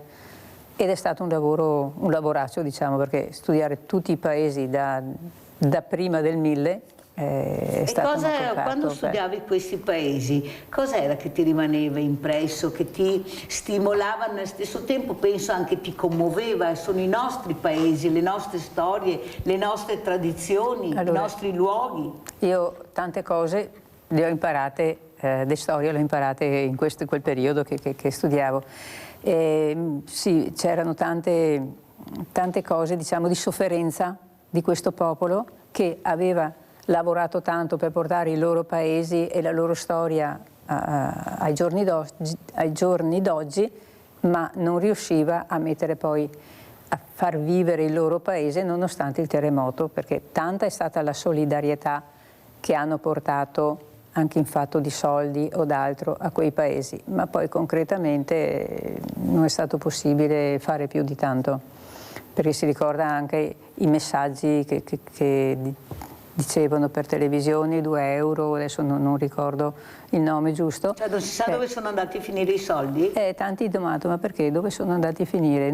Erano per noi, diciamo, i soldi, ma sono state fatte strade, robe diversamente, che il popolo pensava che andasse qualcosa a loro, quelle persone. Di che zone parliamo specificamente? L'Aquila, quelle zone là. No, l'Aquila, aspetta, perché il libro è l'Aquila, ad esempio, per Amatrice e tutte le zone, sì. E Norcia e tutte quante le zone. Sono stato a Norcia perché allora Paolo, i soldi dove andai a finirla? Beh, io so che in quelle zone c'è stato nominato un commissario che dovrebbe gestire è stato cambiato più volte. Cambiato più volte, sì. Appunto stavo arrivando. stavo arrivando a quello perché vuol dire che probabilmente quello iniziale non andava bene. Certo che voglio dire la situazione a volte non è semplicissima da risolvere. Sono credo che quando succedono questi eventi quindi purtroppo. Cioè, abbiamo però anche degli esempi di alcune zone che hanno risolto un po' più in fretta, diciamo. Di altre, parliamo del Friuli, no? Sì. Ecco, effettivamente io visito spesso le zone Friuli, sono ritornate ad essere quelle che hanno... dei cittadini. Ecco, stavo arrivando, Mirella, a questo molto merito delle persone che da noi sarà il DNA, come diceva la scrittrice, che ci facciamo sulle maniche e affrontiamo il tema senza aspettare dall'alto, insomma, delle cose. No? Dirò che io, avendo conosciuto diversi sindaci, abbiamo portato anche l'esempio del Friuli e altri esempi. Loro dicevano che le leggi sono cambiate e certe cose non potevano muovere delle macerie se non avevano l'autorizzazione, cosa che se qui nel Veneto, nel Friuli succedeva, prendevano la carriola, diciamo, e portavano via. Lì non potevano fare. Come poi la Basilica di San Benedetto lì a Norcia hanno dovuto dovevano misurare, segnare tutti i pezzetti e poi l'hanno ricostruita. Il tempo ci è voluto soprattutto per le cose, diciamo, religiose. Il risultato l'hanno fatto almeno per la chiesa di San Benedetto, effettivamente l'hanno... Benedette Cese, dice Mirella, Benedette Cese, prima che ricostruisse, Benedette Cese. Aldo da Castelfranco, ciao Aldo! Sì, buongiorno a tutti gli ospiti. Niente, siccome la criminalità dei Maranza anche in tutta Italia sta aumentando, visto gli ultimi fatti recenti, bisogna proporre una riunione di tutti i prefetti del Veneto, ad esempio prefetti, questori, con la Mirella presente, il direttore di Rete Veneta e il presidente Stefani, e si stila un modo di come risolvere la situazione, perché non è possibile che anziani aggrediti a casa e nessuno risolve la situazione, genitori, papà aggrediti tipo Rovigo ingiustamente, che il giorno prima questi ragazzi avevano già aggredito altri genitori, altre famiglie. Ma stiamo scherzando? Questa è la guerra civile. Mirella, ti chiedo di fare qualcosa. Buona giornata. Allora Aldo, mi dispiace dirlo, non volevo neppure dirlo pubblicamente. Io personalmente con altre associazioni eravamo andati dal prefetto con un progetto molto importante, prima ancora che succedessero questi fatti, perché ci eravamo accorti che questi ragazzi, pochi rispetto a quelli bravi, stavano alzando troppo l'asticella. Te lo dico pubblicamente. Eravamo arrivati, fa conto Aldo, qua alla fine, tutti contenti, tutto organizzato. Non so cosa sia successo, chi ha fatto questo, caduto tutto. Non si hanno detto che non si poteva più fare, che non c'era la possibilità di farlo e se volevamo fare questo dovevamo arrangiarci da soli. Allora capisci Aldo che c'è qualcosa che non torna, nel senso, e Paolo Tonin sa di cosa parla Mirella, nel senso che questi ragazzi, anche qui da noi, sappiamo chi sono gli stessi, non è che siano tantissimi, sappiamo i loro nomi e cognomi, sappiamo dove abitano, quasi tutti, sto parlando soprattutto anche di minori. Il problema è che qualcuno non li vuole fermare. È come se questo sistema, che sta mettendo in ginocchio, come dice Aldo, i cittadini, i sindaci, le forze dell'ordine, perché non temono più niente. Qual è il problema? Ma qual è il problema? Cosa possono farmi alla fine? E allora hai il cittadino che ha paura di uscire di casa a qualsiasi ora, perché non c'è più un orario che hai paura. Se esci, perché esci, se stai in casa perché stai in casa, e questi che si sentono sempre più forti, perché non vediamo, come dice Aldo, dei risultati che qualcuno dica basta. Ad esempio Paolo Tonì, io ho intervistato dei studenti e ho chiesto loro, secondo voi se uno commette un reato, un vostro coetaneo, è giusto che vada ad aiutare diversamente giovani nell'RSA? Anche a noi, mi ha detto, merita qualcosa di più forte. Se ha sbagliato deve pagare con qualcosa di più forte. Sono loro che lo dicono. Ma vedi Aldo, l'RSA è pronta, è là, il vecchietto che aspetta è là, dopo come dice Mirella te trovi il vecchio da una parte e il ragazzino da un altro col telefonino di fare i fatti suoi. Non è che lo trovi in cucina, sui bagni, che magari è zedrio. Allora capisci che non è che non abbiamo fatto niente, e guarda che ti ripeto di associazioni no serie, di più, poi lo racconterò a Paolo Tonin in separata sede questo progetto, perché non è che posso dirlo pubblicamente, che purtroppo è naufragato, quando eravamo già arrivati al dunque, perché non c'è la volontà di fermarli. Aldo, te lo dice Mirella, credi a Mirella, non c'è la volontà, tanto è vero che crescono sempre di più, con progetti, avete sentito anche gli insegnanti che ho avuto, che non servono a niente, non sono la medicina, la cura, perché per curare bisogna prima prevenire, bisogna fare prevenzione prima che questi agiscano. Ecco il mio progetto, qual era il progetto di associazioni vicino a Mirella, prevenire con questi ragazzi prima che commettano i reati. E purtroppo Aldo, così è andata. Si è preferito porre l'attenzione su altri progetti che non vedo risultati, e non vediamo i risultati, l'hai detto anche tu. Allora andiamo a sentire, visto che hai detto questo, anche cosa dice questa mamma di questo ragazzo che è stato aggredito e che non ne può veramente più, perché veramente hanno paura di uscire, ha paura di far uscire il ragazzo ha paura di uscire. Andiamo a sentire cosa ha detto questa mamma. Ha sentito di quel brutto episodio di ieri? Eravamo qui noi genitori purtroppo. Si ha paura. Lei ha visto? Non ho visto, ma mio figlio mi ha raccontato, sono venuto a prenderlo di corsa. Però si ha paura veramente adesso. Quindi noi genitori, almeno chi può, viene a recuperarlo almeno. Cosa le ha detto suo figlio? Che cosa è successo? Mi ha detto semplicemente che un ragazzo è venuto con un scooter, l'ha posteggiato lì, aveva il casco in testa, è venuto direttamente verso il ragazzo, con qualcosa gli ha dato per il collo, questo ragazzino ha cominciato a sanguinare, povero, non ha nemmeno reagito perché era sotto shock, povero. Le altre mamme hanno chiamato direttamente anche i bidelli, tutti quanti. Così la mamma di un ragazzino che frequenta la Fonda Savio, ancora sotto shock nel raccontare l'aggressione di ieri pomeriggio fuori da scuola ai danni di un quindicenne, poi ricoverato al Burlo con un taglio alla testa. La descrizione dei fatti, ovvero un solo aggressore che avrebbe puntato la vittima con decisione, sembra avvalorare l'ipotesi che i due si conoscessero, ma sulla dinamica e le cause stanno indagando i carabinieri. Via Pascoli non è nuova a episodi del genere. La madre ne ricorda un altro particolarmente violento che ha colpito suo figlio. Ci sono stati altri episodi di questo tipo? Ci sono già stati episodi, anche verso mio figlio. In dicembre è stato proprio picchiato, gli hanno rotto la gamba e gli hanno fatto un trauma cranico di 27 giorni. Quindi chiediamo almeno un po' di pace, perché non si può lasciare i nostri figli e dopo avere l'ansia. Cosa succede? Grande preoccupazione tra i genitori che chiedono vigilanza all'entrata e uscita da scuola. Non c'è proprio sorveglianza, no, perché o veniamo noi genitori o bidelli non ci sono fuori. Un adulto serve, o un vigilante, se qualcuno, almeno nelle ore d'entrata e l'uscita, non è che si chiede tanto, ma un po' di controllo. Ecco perché sono venuto qua oggi, eccola che ho detto vabbè, vengo a cercare e torniamo a casa insieme. Sì. Di solito lascio tornare da sola, però oggi ho detto vengo qua così non si sa mai. Diciamo che la zona è una zona calda, quindi si parte da piazza Garibaldi.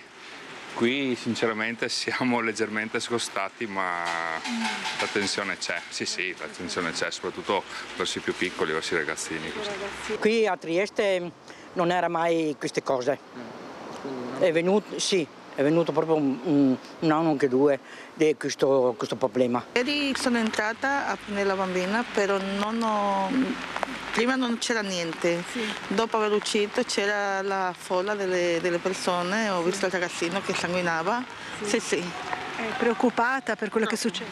Troppo, veramente si vedono tante cose qua in scuola, veramente non vanno. Quando c'è un bambino, c'è un ragazzino che viene aggredito non va mai bene.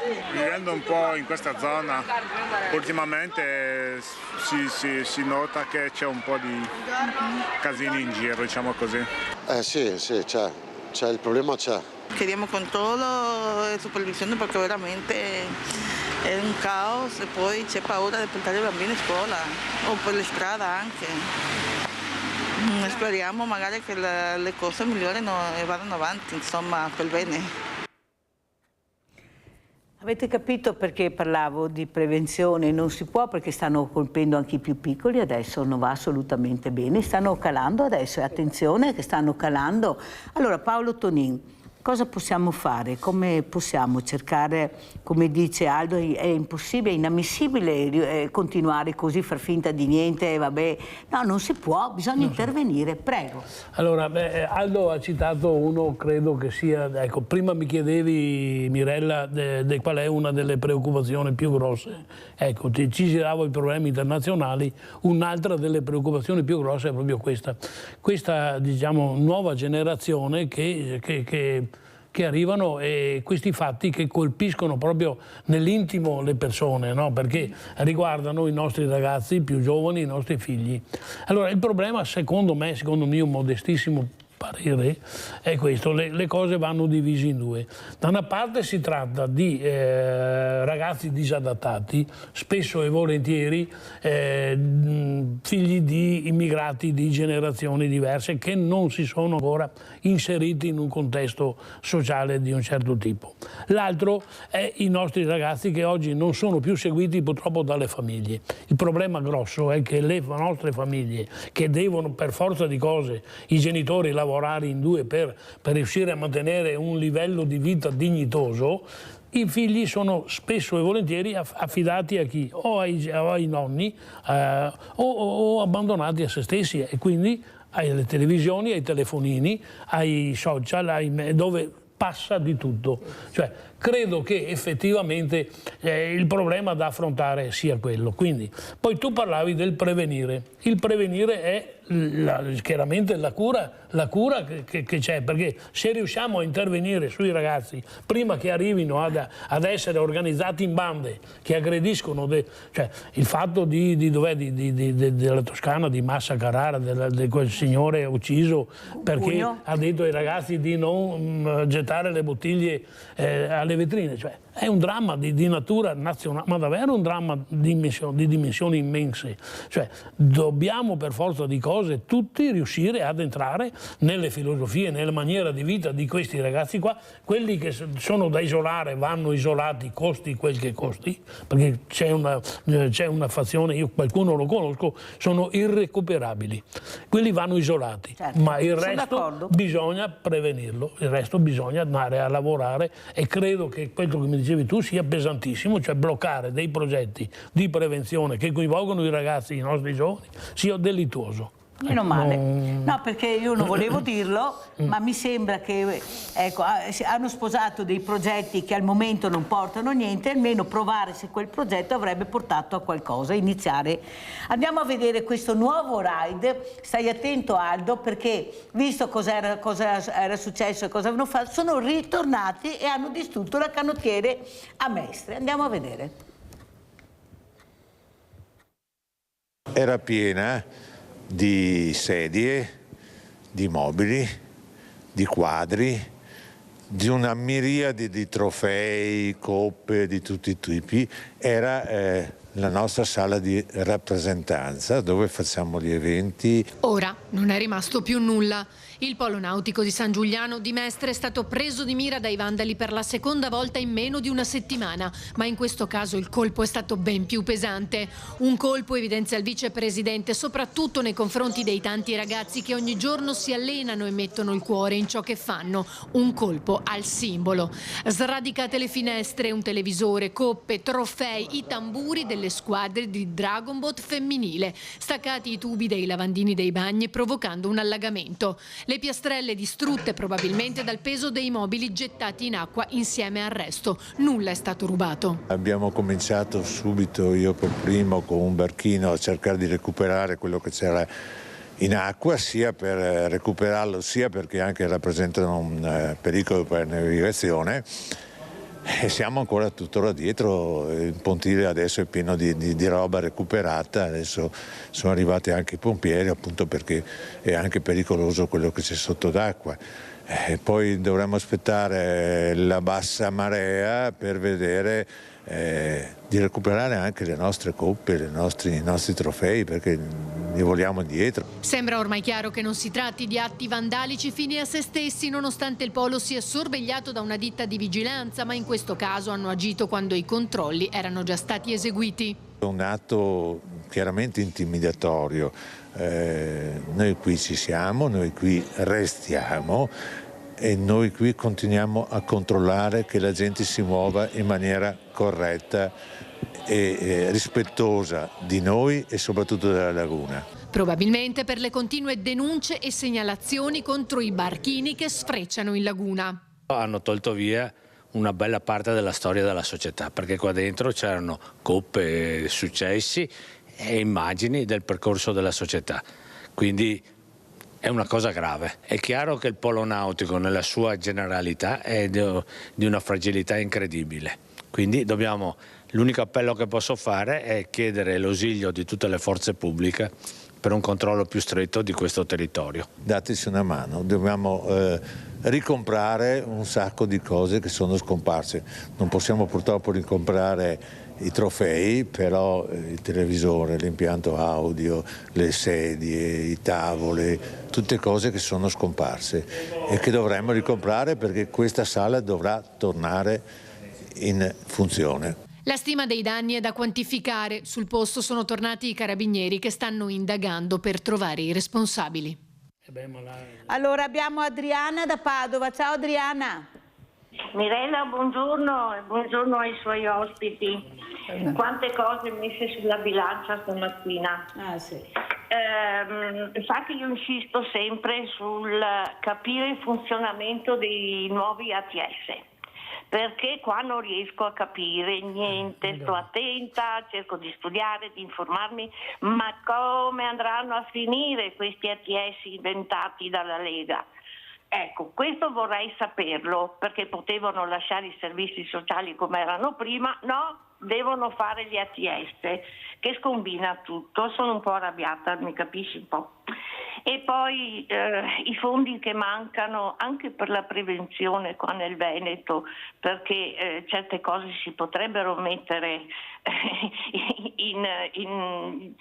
subito per poter prevenire, educare, fare dei progetti come avevi tentato di fare tu e che poi sono andati a finire nel nulla, Mirella, vedi?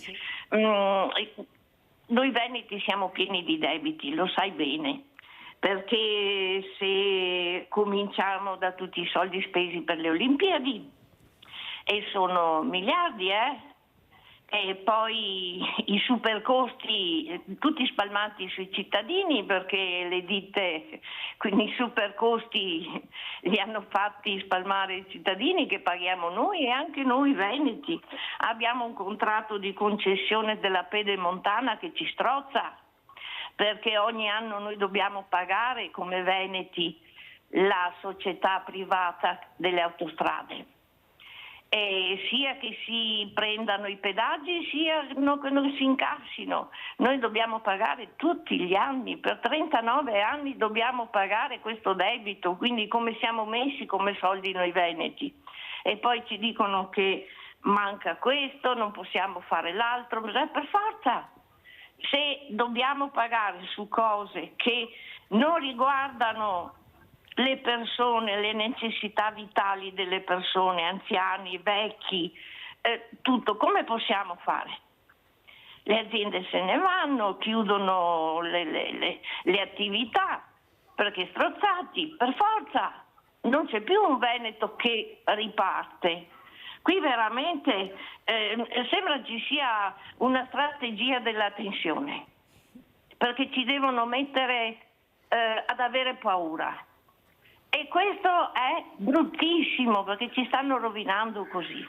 Scusami Mirella, sono arrabbiata. La vostra trasmissione stamattina ha toccato talmente tanti punti che sarebbe da fare dei comizi.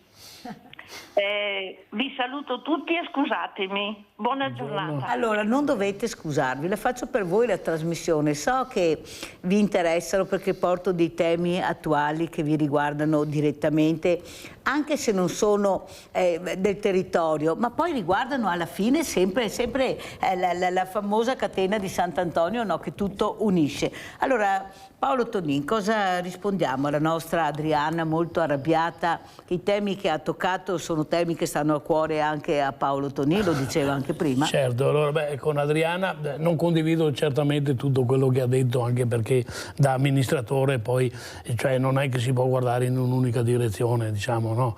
Ha toccato il problema delle ATS, ha toccato che è l'innovazione del mondo sociosanitario, diciamo, no?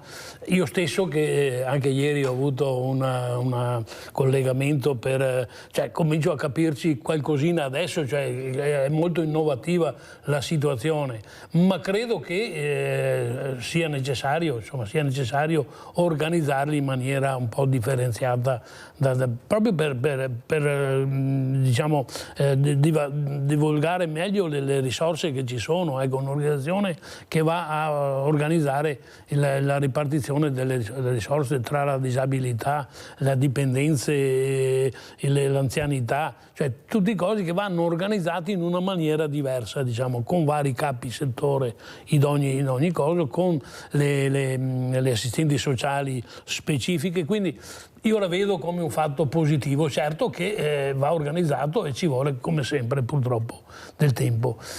Poi la signora Adriana, mi pare, parlava della Pedemontana, però Adriana, le opere pubbliche a volte, anche se costano tantissimo e impegnano i cittadini per tanti anni, sono necessarie.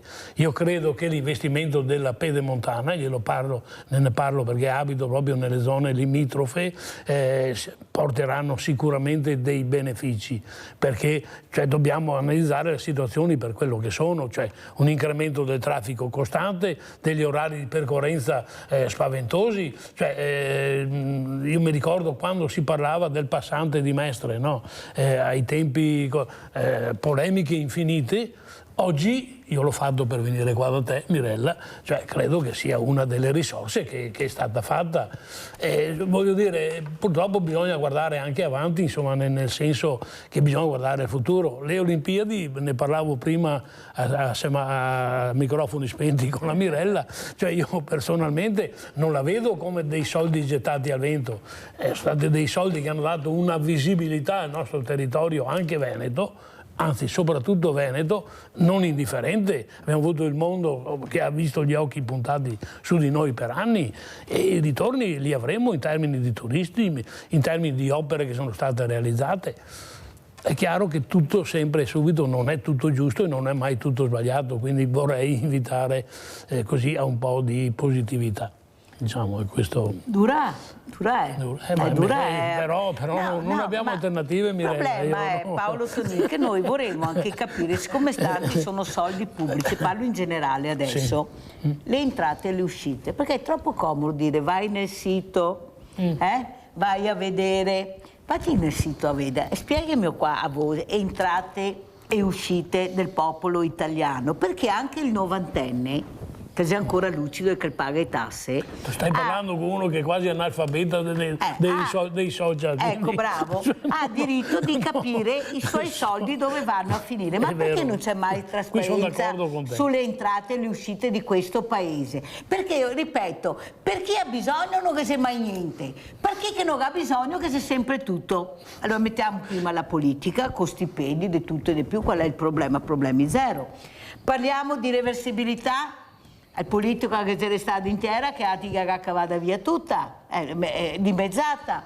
Parliamo di posti di lavoro, se non fai parte dell'amico, non te va da nessuna parte, te può essere il più grande, il più bello, il più buono, ma rimani fermo là.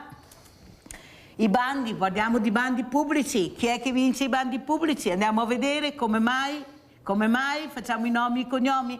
Allora, il cittadino che è a casa, Paolo Toni, che sa fare i conti di Acerba 1 più 1, e dice, ma non è porca tutto buio, miseria, Mirella. mami, cittadino, in tutti questi anni, cosa mi sono venuto in scarsea, come dice Adriana, mi 14 euro, non li ho mai visti, tutti su un colpo, chi mi daga, mi dà 2 euro, 3 euro, 10 euro, dopo me ne tolgo 15 perché me ne ha dato massa. Cioè, Donella, cosa dici tu? Questo cittadino che è arrabbiato ormai non ne può più, veramente non ne può più, perché veramente ormai anche lavorando non riesce più a viva, cioè insomma è inutile che ce la giriamo, alla fine il problema è quello, stipendi se 20 anni chi si fermi, e pensione 20 anni chi si fermi, chi che si ricco, chi si pochi diventa sempre più signor, e il poretto diventa sempre più poretto, i di mesa classe de media, che si gli artigiani, quelli che veramente lavorava e creava per il paese, li ha distrutti, cioè sarà mia nostra colpa? No, perché fra poco a colpa c'è anche Emma che aveva sbagliato a votare. No, Guarda, ma non è solo quello, questo, Mirella, no. Quando che a Mirella si rabbia per come che abbiamo sbagliato a votare, ma come se abbiamo sbagliato a votare, ma siete che ha fatto il listino. Cioè, chi sei che ha sbagliato? Donella, ma il cittadino, cioè proprio, secondo te che ti ascolti, che ti giri anche all'Italia con questo libro che ti sta cercando, e poi il titolo è benissimo, tutti per terra. Ecco, cosa sei che ti senti da sto dimmi, cosa senti tu che vai in giro? Sento tutte robe, diciamo, quasi negative, comunque, come si dice, desmoralizzati tutti quanti perché lavorano tanto. E cosa hanno? Fine mese non hanno niente. Una volta si metteva via qualcosa, si andava a mangiare una volta o due pizze al mese. Oggi sì, su una trattoria non dai a mangiarsi a bistecca grande così. Solo pizza. A trattoria, tripetta, le robette nostre anche che si può e adesso se va una volta al mese non ce la fanno. Sei rassegnai, Donella? Sì, qualcuno è rassegnato perché non vede certi risultati, però molti sono arrabbiati per tutto il sistema che va avanti. E quando uno è arrabbiato, non si sa mai come dopo intervenga o a voce, diciamo, con parole, con discorsi che possono essere giusti e magari anche solo da arrabbiati, appunto. Nadia da Treviso, vai Nadia! Ciao Mirella e buongiorno ai tuoi ospiti. Niente, hai là un ex sindaco. Allora volevo chiedere, come ieri mattina, che il dottor sindaco di Musile, l'ex sindaco di Musile, che avevo chiesto per l'IMU. Sì. Io ho fatto anche il contratto, ho portato all'Agenzia delle Entrate, ho pagato 300 euro per fare questo certificato. Allora, diciamo che io pago l'IMU, però avrei bisogno e anche il diritto che il comune mi venisse incontro, facessero i lavori che devono fare. Invece io abito in una zona di Treviso dove da 40 anni chiedo dei punti luce sulla strada. Allora Silea l'ha fatto, ma Treviso non ha fatto niente e io esigo, perché pago le tasse come quelli che abitano in Piazza dei Signori. Non chiedo niente, pago io. Perché pago anche su 7, devo fare, perché ho la seconda casa, devo fare anche il 7,30 e pago un commercialista che me lo faccia.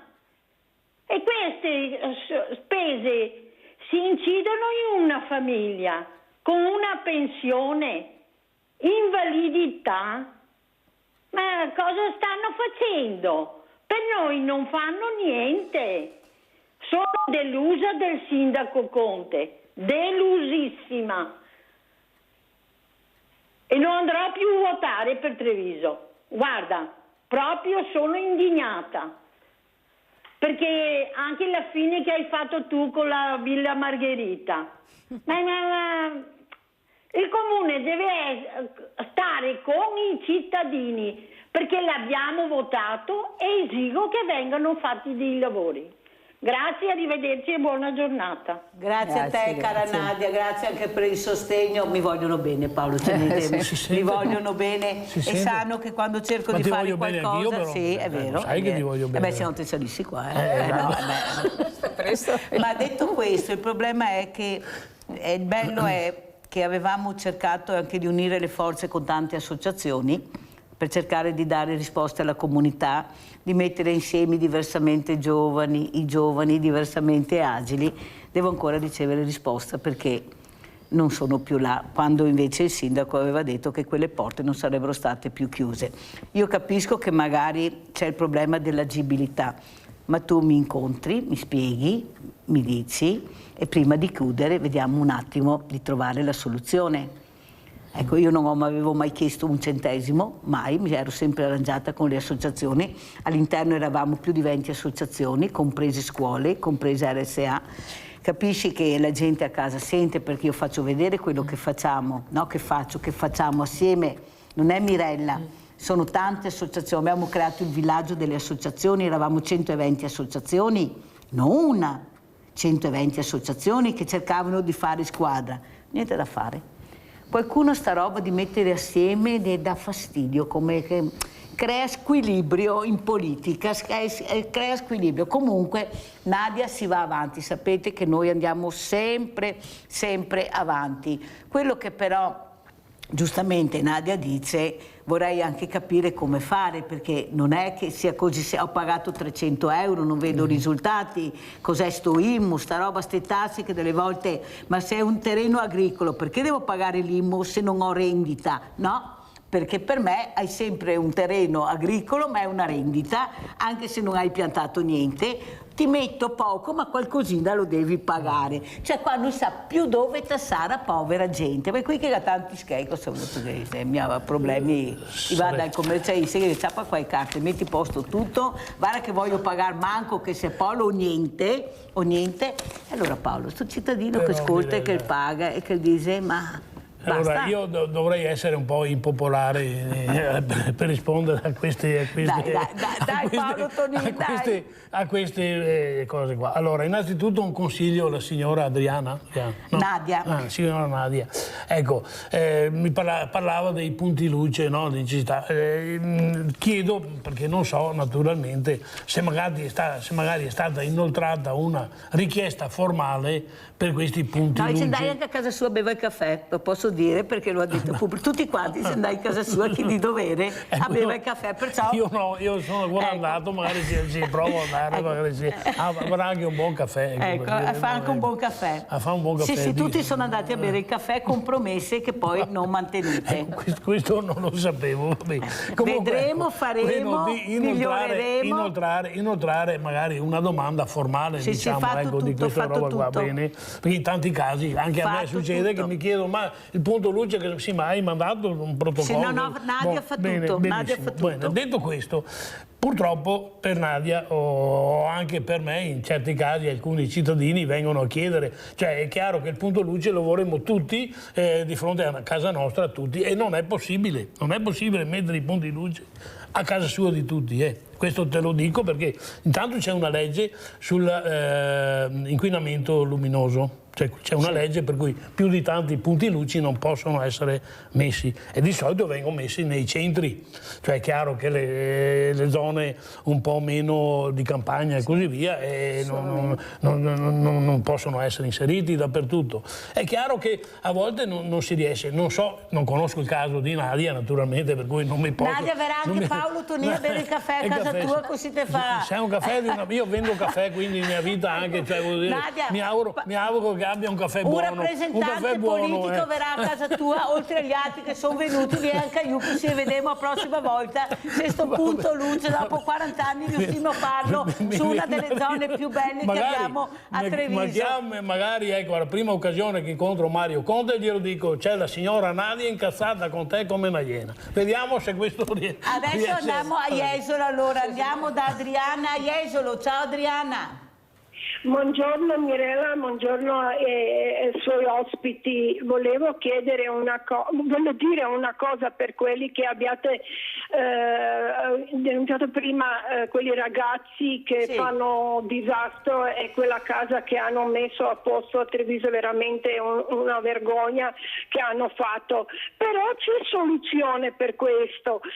Pagano genitori tutto quello male che hanno fatto e di mettere a posto, comprare le cose e fanno tutto il resto, se no vanno in prigione, mi scusi Mirella, a spese loro, non le spese di pubblico, nostre spese. E torniamo anche a pensionati, che voglio chiedere, vicepresidente, che è là per il, diciamo che noi dobbiamo sempre pagare le tasse finché si lavora, si sa dove vanno, ma quando sei andato in pensione dopo 40 o 42 anni come io e prendi minima pensione, nessuno ti dice dove vanno, come vanno.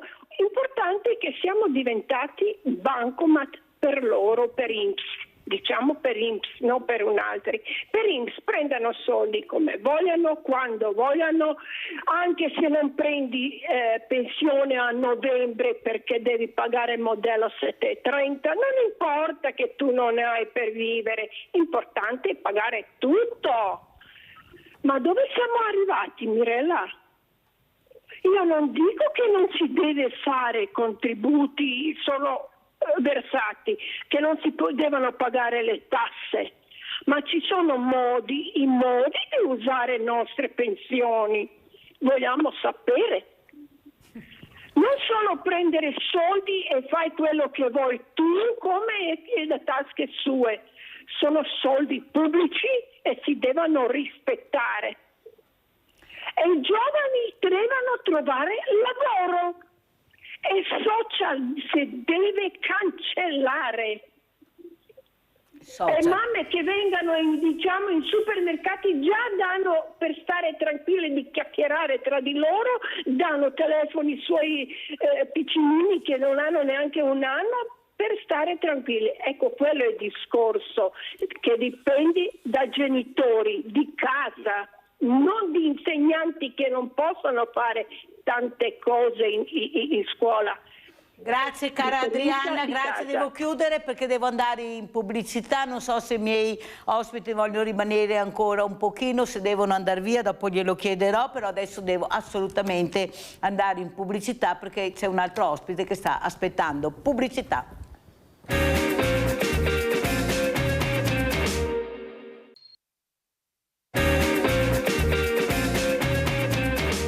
Allora, sono rimasti con noi sia Donella Martignago che Paolo Tonin perché vogliono salutare anche Manuel Scalzotto, sindaco di Colonia Veneta. Buongiorno sindaco, non sono candidati questi sindaci cara Mirella perché sono in par condicio, per carità che dopo non sono candidati. Allora sindaco, non so se ha seguito qualcosa, qualche discorso, se si era collegato un po' prima, ecco so che anche Paolo Tonin voleva salutarlo e soprattutto capire cosa ne pensa il cittadino. È un problema o una risorsa, sindaco Scalzotto? Intanto buongiorno Mirella, a lei, ai suoi ospiti e a tutti i telespettatori. Sicuramente il cittadino in questo momento è una risorsa, almeno a Colonia Veneta i cittadini ci stanno dando una mano. Io invito sempre a tenere pulito un po' dalle erbacce, dalle erbette fuori dai propri giardini, dai propri negozi, dai propri uffici. Vedo che mi rispondono abbastanza. Qui il 3 di maggio avremo la festa dei fiori, la prima festa dei fiori della provincia di Verona, e chiedo ai cittadini di esporre anche loro, di dare una mano esponendo dei fiori, dei bei balconi fioriti. In questo momento io sono contento dei miei concittadini. Mi sono collegato prima e devo sgridare la signora Adriana perché ha detto tutta una serie di inesattezze importanti. È vero che sono stati spesi quasi 6 miliardi di euro per le Olimpiadi invernali, ma 1,7, quasi 2 miliardi sono stati i costi di gestione e 4 di infrastrutture, ossia strade e quant'altro, e questi soldi sono stati spesi nel nostro territorio e sono andati quindi alle nostre imprese, alle nostre genti e per strade che poi restano a disposizione di tutti. Di questi soldi un 25% è privato, gli sponsor di merchandising, le vendite dei biglietti, il contributo del Comitato Olimpico Internazionale. L'altro 75% lo paga tutti gli italiani attraverso le tasse e anche naturalmente i veneti attraverso i contributi della regione. Quindi abbiamo investito dei soldi pubblici, ma li abbiamo messi nel nostro territorio, e per una regione come quella del Veneto, che ha 180 miliardi di PIL e ha un residuo fiscale di 21, vuol dire che di tutti i soldi che paghiamo di tasse Roma se ne tiene 21 che non vengono impiegati qui. Insomma, diciamo, non abbiamo debiti morali almeno con nessuno. L'altra cosa sono gli ATS e la Lega. No, cara signora Adriana, gli ambiti territoriali e sociali, che sono praticamente, il sociale è una funzione dei comuni. Siccome in Italia molti comuni non riuscivano a gestirla bene, che cosa ha fatto? Lo Stato italiano, non la Regione del Veneto, lo Stato italiano ha detto: obblighiamo i comuni a fare un po' una specie di ASL, di sovracomune per questa funzione, e ha obbligato le regioni a organizzare questa cosa. La Regione del Veneto è l'ultima in Italia che si è, non dico piegata, ma che ha attuato questa cosa, e noi ci stiamo organizzando come sindaci per fare queste unioni dei comuni solo su questo ambito. Positivo, negativo, qualsiasi scelta avrà poi degli elementi migliorativi e qualcuno di peggiorativo. Io, che sono un sindaco che da sempre è creduto nel sociale, ho 2 assistenti sociali per 9.000 abitanti, sono, diciamo, uno dei comuni che investe di più. Devo dire che un po' mi è indifferente che c'è l'ATS, anzi, siccome ho anche assistenti sociali bravi, ho paura che poi me le portino via. Grazie Sindaco, la fermo un secondo perché abbiamo Paola da Padova, sapete come funziona la trasmissione, vai Paola. Sì, ciao Mirella e buongiorno ai tuoi ospiti. Purtroppo a suo tempo per Villa Margherita avevo anche telefonato in comune 2 o 3 volte, ma le cose sono andate naturalmente, la mia telefonata non ha spostato nulla purtroppo magari. Per quanto riguarda i soldini, se ci tenessimo i 19 miliardi che mandemmo a Roma come plus valenza, forse tante robette, poterissimo farse. Per quanto riguarda la reversibilità, è in quasi tutti i casi, dico quasi tutti, che probabilmente qualche caso andrà anche bene, è una semplice vergogna, come che te dicevi i politici, che poi chi po' di stipendi, po' di pensioni intere. Noi che abbiamo stipendi subumani, la pensione viene dimezzata. Il mio caso, 16 anni di contributi di lavoro che ho dato e persi perché ho smesso di lavorare per accudire 2 genitori, uno paralizzato e uno con l'Alzheimer per più di 20 anni. Non sono costati allo Stato nulla. Come regalo, cos'è stato? Che siccome sono fortunata, è morto mio marito all'improvviso dopo 4 mesi che era in pensione, quindi reversibilità. Anche uno che può naturalmente usufruire io e me della pensione completa di contributi costati sangue perché lavoravi in un ipermercato, sapevamo la DAE, domenica, eccetera, eccetera. Questo è l'andazzo. Ultima cosa che non voglio rubare troppo tempo, non solo graverissimo il nostro diritto di sapere le cifre, ma soprattutto con che ripartizione, dove vanno per esempio 11 milioni, che è giustissimo il nuovo hospice pediatrico, ma 11 milioni per 9 posti letto, sarebbe 22 miliardi di lire. Ma vogliamo scherzare con 22 miliardi? Questo è, credo, anche il punto di dove vengono messi i soldi, non solo le cifre. Grazie infinite per tutto quello che fai e per quello che ci insegni tutte le mattine. Grazie cara Paola, no, io cerco solo di dire quello che sento, quello che vedo, niente di più, invitare gli ospiti competenti come avete sentito questa mattina e come ha spiegato anche bene Manuel Scalzotto le cifre, che è importante anche spiegare le cifre perché lo ringrazio. Ecco, perché, sì, perché è molto importante. Allora Paolo Tonin, cosa diciamo?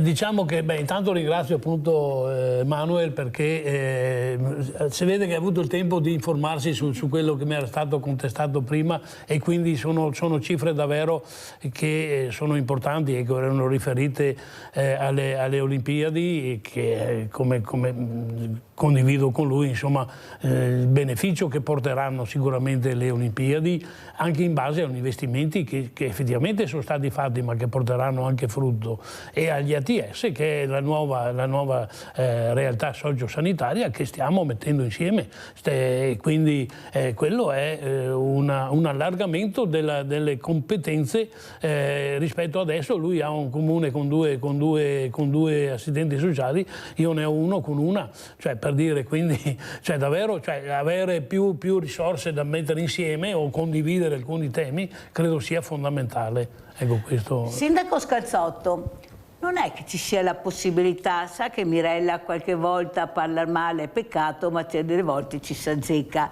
che stiamo assistendo che se non si interviene, ecco qua la parola prevenzione, diventano dei carrozzoni inutili questi ATS, perché io tutti i sindaci che ho, a parte lei, il sindaco di Cittadella e Paolo Tonin, fatalità tutti e tre di Lega, sono gli unici favorevoli e dicono siamo anche ottimisti. Gli altri sono con le mani nei capelli perché non riescono ancora a capire che da anni se ne parla ma si fa fatica a partire.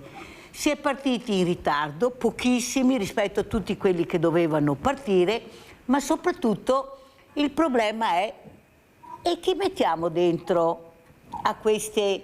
Abbiamo sicuramente la possibilità e la certezza che troveremo le soluzioni, perché ho anche i medici di famiglia, compreso il già responsabile di tutti i medici di famiglia, il dottor Gorini, che dice auguri ai figli maschi, perché sono molto perplessi e sono i medici di famiglia.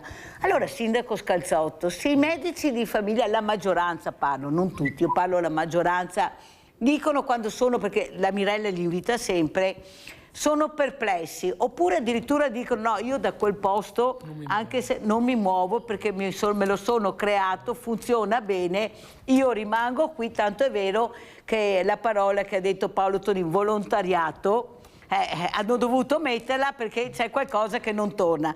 Allora, non è che dovremmo assistere a altri carrozzoni sterili, secchi?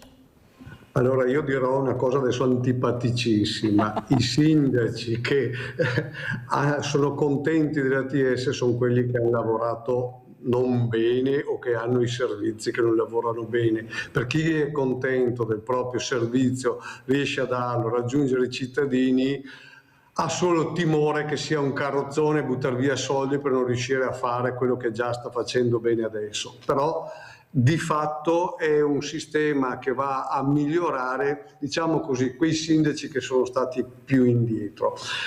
Le perplessità dei medici di base le condivido anch'io, perché poi io sono fortunato a Colonia Veneta perché ho la medicina di gruppo integrato, funziona bene. L'unico medico che non aveva partecipato quando è andato in pensione poi non è stato sostituito, ci sono problemi di sistema, mentre la medicina di gruppo integrata funziona bene, fa anche dei servizi, diciamo, che alleggeriscono gli ospedali qui vicino e quindi posso capire il dubbio dei medici di base che per me restano nel sistema di una sanità come quella italiana non a pagamento. Il dubbio è che ci si stia spostando verso una sanità a pagamento. I medici di base fanno una funzione generalista, direi indispensabile, ecco. Quindi condivido anch'io i dubbi, non me la sento non sono portatore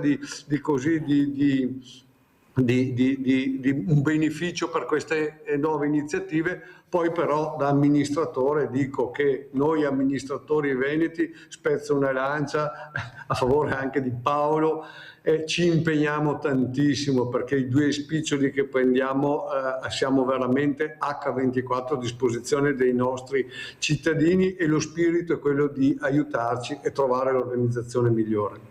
È vero però anche, sindaco Scalzotto, che voi avete un'arma molto potente. Lo dico a tutti i sindaci che io ospiti, che sono i cittadini che vi eleggono. Sono i vostri eserciti, c'è niente da fare. Voi siete gli unici che hanno gli eserciti. E se siete bravi addirittura vi rieleggono.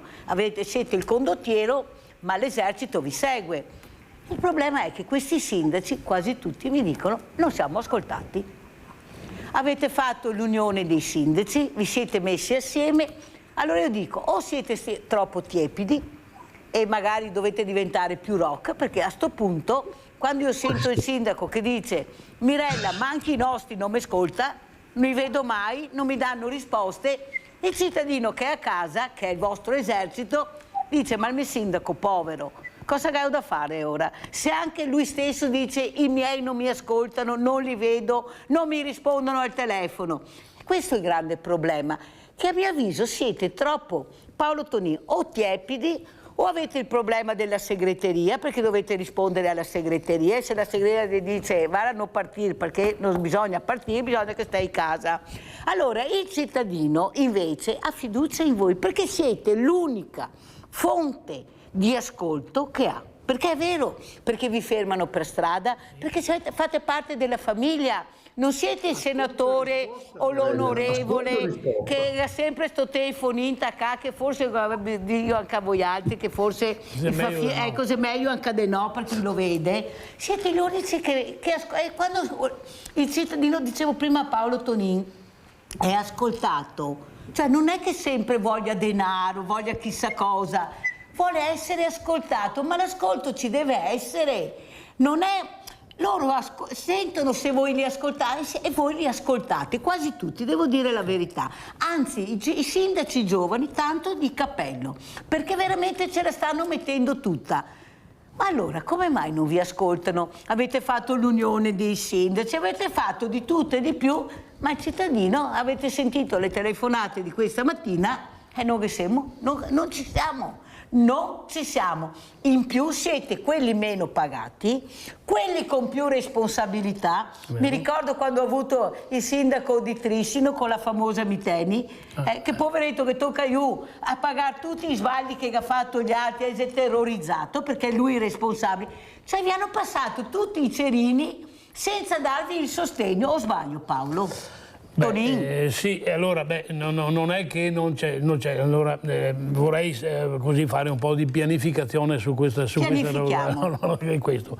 Allora, non è che le segreterie non ci rispondono, è chiaro che noi abbiamo i nostri livelli di interlocuzione sia con i livelli superiori, che sono in primis le province per quello che valgono. Iseo ancora sì. No, perché devo ancora da capire. Parzialmente, perfetto. Ci sono parzialmente, con alcune mansioni che comunque rimangono e ci sono, la regione, lo Stato e così via, quindi ci sono dei livelli di interlocuzione. Poi bisogna fare un distinguo fra i desiderata, cioè quello che desideriamo avere, e quello che si può ottenere, perché insomma il cittadino ha sempre ragione, perché è il nostro esercito, no? Come si diceva prima, però cioè, voglio dire, non tutto è possibile ottenere, quindi su questo dobbiamo essere chiari.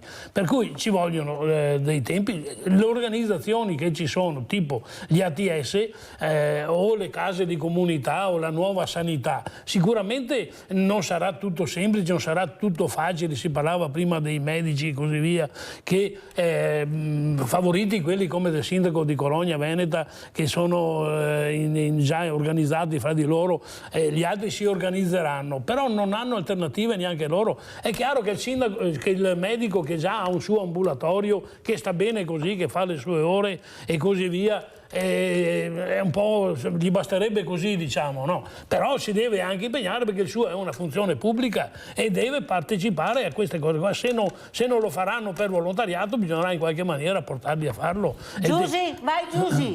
Ciao Mirella, buongiorno ai tuoi ospiti. E ora Mirella, e siamo sempre qua. E ora i sindaci, o gli onorevoli, qui anche se devono candidarsi, non ti vedi mai ai marcai. Mai, perché mi penso che sia la prima volta quando chi va a candidarsi, chi va al marcà, perché cioè dopo trova il Signore, trova gli uomini, e ora gli uomini o le donne che dicono i suoi problemi, e ora sì, finì le votazioni, Mirella non ti vedi né a marcai, né quando che te vada ad andare sul suo studio per chiedergli qualcosa, perché non ha tempo. Mi fa fastidio queste robe qua, sono stufa di sentire non dico niente. Vi saluto!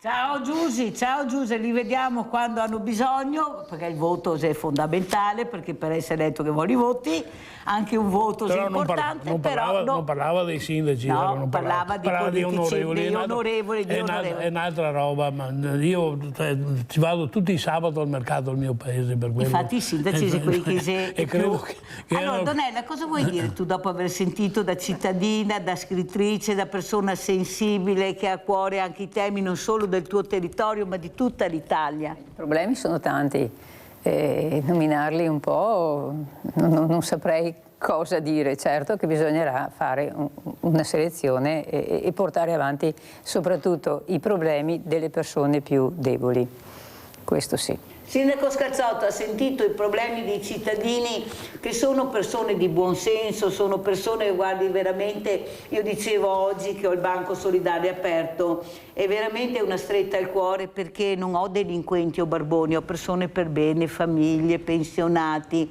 miti, bravi, ecco, quando vanno via non c'è una cartina per terra, puliti. Eppure si fa fatica a resistere con questo mondo del volontariato. Lei, non so se è un commercialista o un avvocato, ma il mondo del volontariato gira col commercialista e col notaio e paga per fare il volontariato. Di sicuro non siamo stati noi, sindaco, è stata la politica che ci ha messo in queste condizioni, senza pensare che è quella che sostiene i sindaci, che sostiene veramente l'Italia. L'abbiamo vista con la pandemia, quando il sindaco ha bisogno, la prima cosa è il volontariato che lo sostiene. Come mai è successo questo e ci ritroviamo in queste condizioni? Anzi, sempre più pesanti, i presidenti sempre più responsabili dell'associazione. Prego, sindaco. Ma io condivido questo ed è una critica che va fatta alla base, è la critica del sistema italiano. Io ho avuto la fortuna di studiare in Germania e non vedo persone che hanno un quoziente di intelligenza o un cervello troppo più grande degli italiani, però hanno un sistema importante dove chi produce paga le tasse e le tiene lì e in percentuale e poi dà il grosso, un'altra parte la devolve agli organi superiori. In Italia succede il contrario, è vero che a volte non ci ascoltano e poi in realtà i regionali con i sindaci che sono di area hanno un buon rapporto. Chi è civico fa più fatica a trovare un indirizzo al quale suonare. Perché? Perché ciò che serve, Mirella, sono le risorse, sono i soldini. Allora, in un comune della Germania, un sindaco come me sa che può contare di quella cifra diretta ricevuta dai suoi concittadini e quando viene chiamato dal Landkreis, dalla provincia o dalla regione è perché a livello sovracomunale organizzano dei comuni e sono i regionali che chiamano e dicono guarda che facciamo questa infrastruttura, dacci una mano, spiega alla gente, mentre qui da noi elemosiniamo perché tutti i soldi vanno a Roma e poi da Roma vengono ripartiti in giù e così il povero sindaco di Colonia Veneta che deve fare, ristrutturare la torre civica con i soldi che i suoi concittadini pagano, quelli non li vede neanche perché vanno a Roma. Deve mettere e commiserarsi con la provincia, con la regione e ottenere questo. Sindaco, io devo salutarla perché i portafogli ce l'hanno. Sindaco, devo salutare perché ho finito il tempo, non ho più tempo, la ringrazio veramente, la inviterò ancora. Si ricordi che se anche non ha i fiori, però può mettere i cittadini perché sono i suoi fiori. Ha questa fortuna, sindaco, avete questa fortuna, sono i vostri fiori cittadini. Grazie ai miei ospiti, grazie tantissimo e adesso andiamo a vedere il vostro assegno a chi è andato. Ciao grande famiglia di Rete Veneta, oggi siamo al Banco Solidale all'interno della provincia e ci sta aspettando un ragazzo che voi già conoscete, perché questo ragazzo ha una storia molto triste. Ci avviciniamo e abbiamo appena dato la borsa della spesa, è venuto al Banco Solidale, eccolo qua, è Stefano. Ciao Stefano. Ciao Mirella, buongiorno a tutti. Allora, ciao. Noi ci siamo già visti perché ti ho dato la borsa. Grazie. Spieghiamo un po' perché oggi io sono qui con te. Perché Stefano è ammalato, è molto ammalato, si sta curando, ma soprattutto lui aveva tentato di darsi fuoco proprio qui dentro, all'interno della provincia, vicino all'ufficio del lavoro. Sì. Perché non trovava lavoro, era disperato e lui ha detto io non ce la faccio più. Per fortuna una guardia provinciale si è accorta e ha evitato il peggio. Noi abbiamo cercato di aiutarlo, lui è venuto anche in trasmissione, ha raccontato tutto, abbiamo fatto anche il servizio e siamo riusciti anche a trovare un lavoretto, perciò oggi Stefano lavora. Però cosa succede? Per andare a lavorare ha bisogno di una macchinetta. Lui ha trovato anche la macchinetta, uno che gliela regala, ma deve fare il passaggio di proprietà, deve fare il bollo e deve partire con questa macchina. E lui ha detto io non ce la faccio Mirella perché ancora i soldi non li ho presi perché ha appena iniziato a lavorare. E allora siamo intervenuti noi, vediamo se riusciamo a mettere questo ragazzo un'altra volta in piedi, gli diamo un po' di respiro, avete capito che sta anche male, perciò deve anche curarsi. Allora, cosa vuoi dire? Tu sai che la grande famiglia e il direttivo ha deciso di darti questa mano in maniera che tu puoi con questa macchinetta andare al lavoro, fai il passaggio di proprietà, il bollo, l'assicurazione, tutto quello che serve. Cos'è che vuoi dire? Cos'è cambiata da quel giorno ad adesso la tua vita?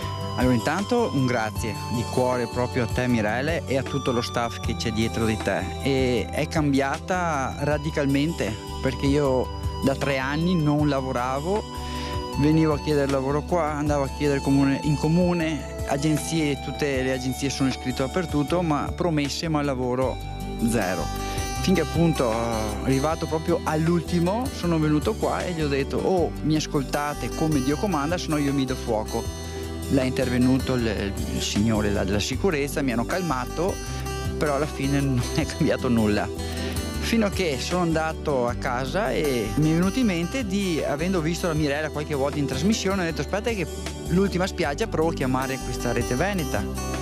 Ho chiamato e 10 minuti, un quarto d'ora mi vedo questa macchina Rete Veneta davanti casa, che là appunto mi ha detto cosa sta succedendo e là gli ho spiegato a breve che avevo tentato col gas di farla finita, questo e quell'altro. Beh, parliamo del positivo. Adesso che hai un lavoro e hai anche più voglia di curarti. Assolutamente. Per una persona che era come te, cosa vuol dire trovare un lavoro?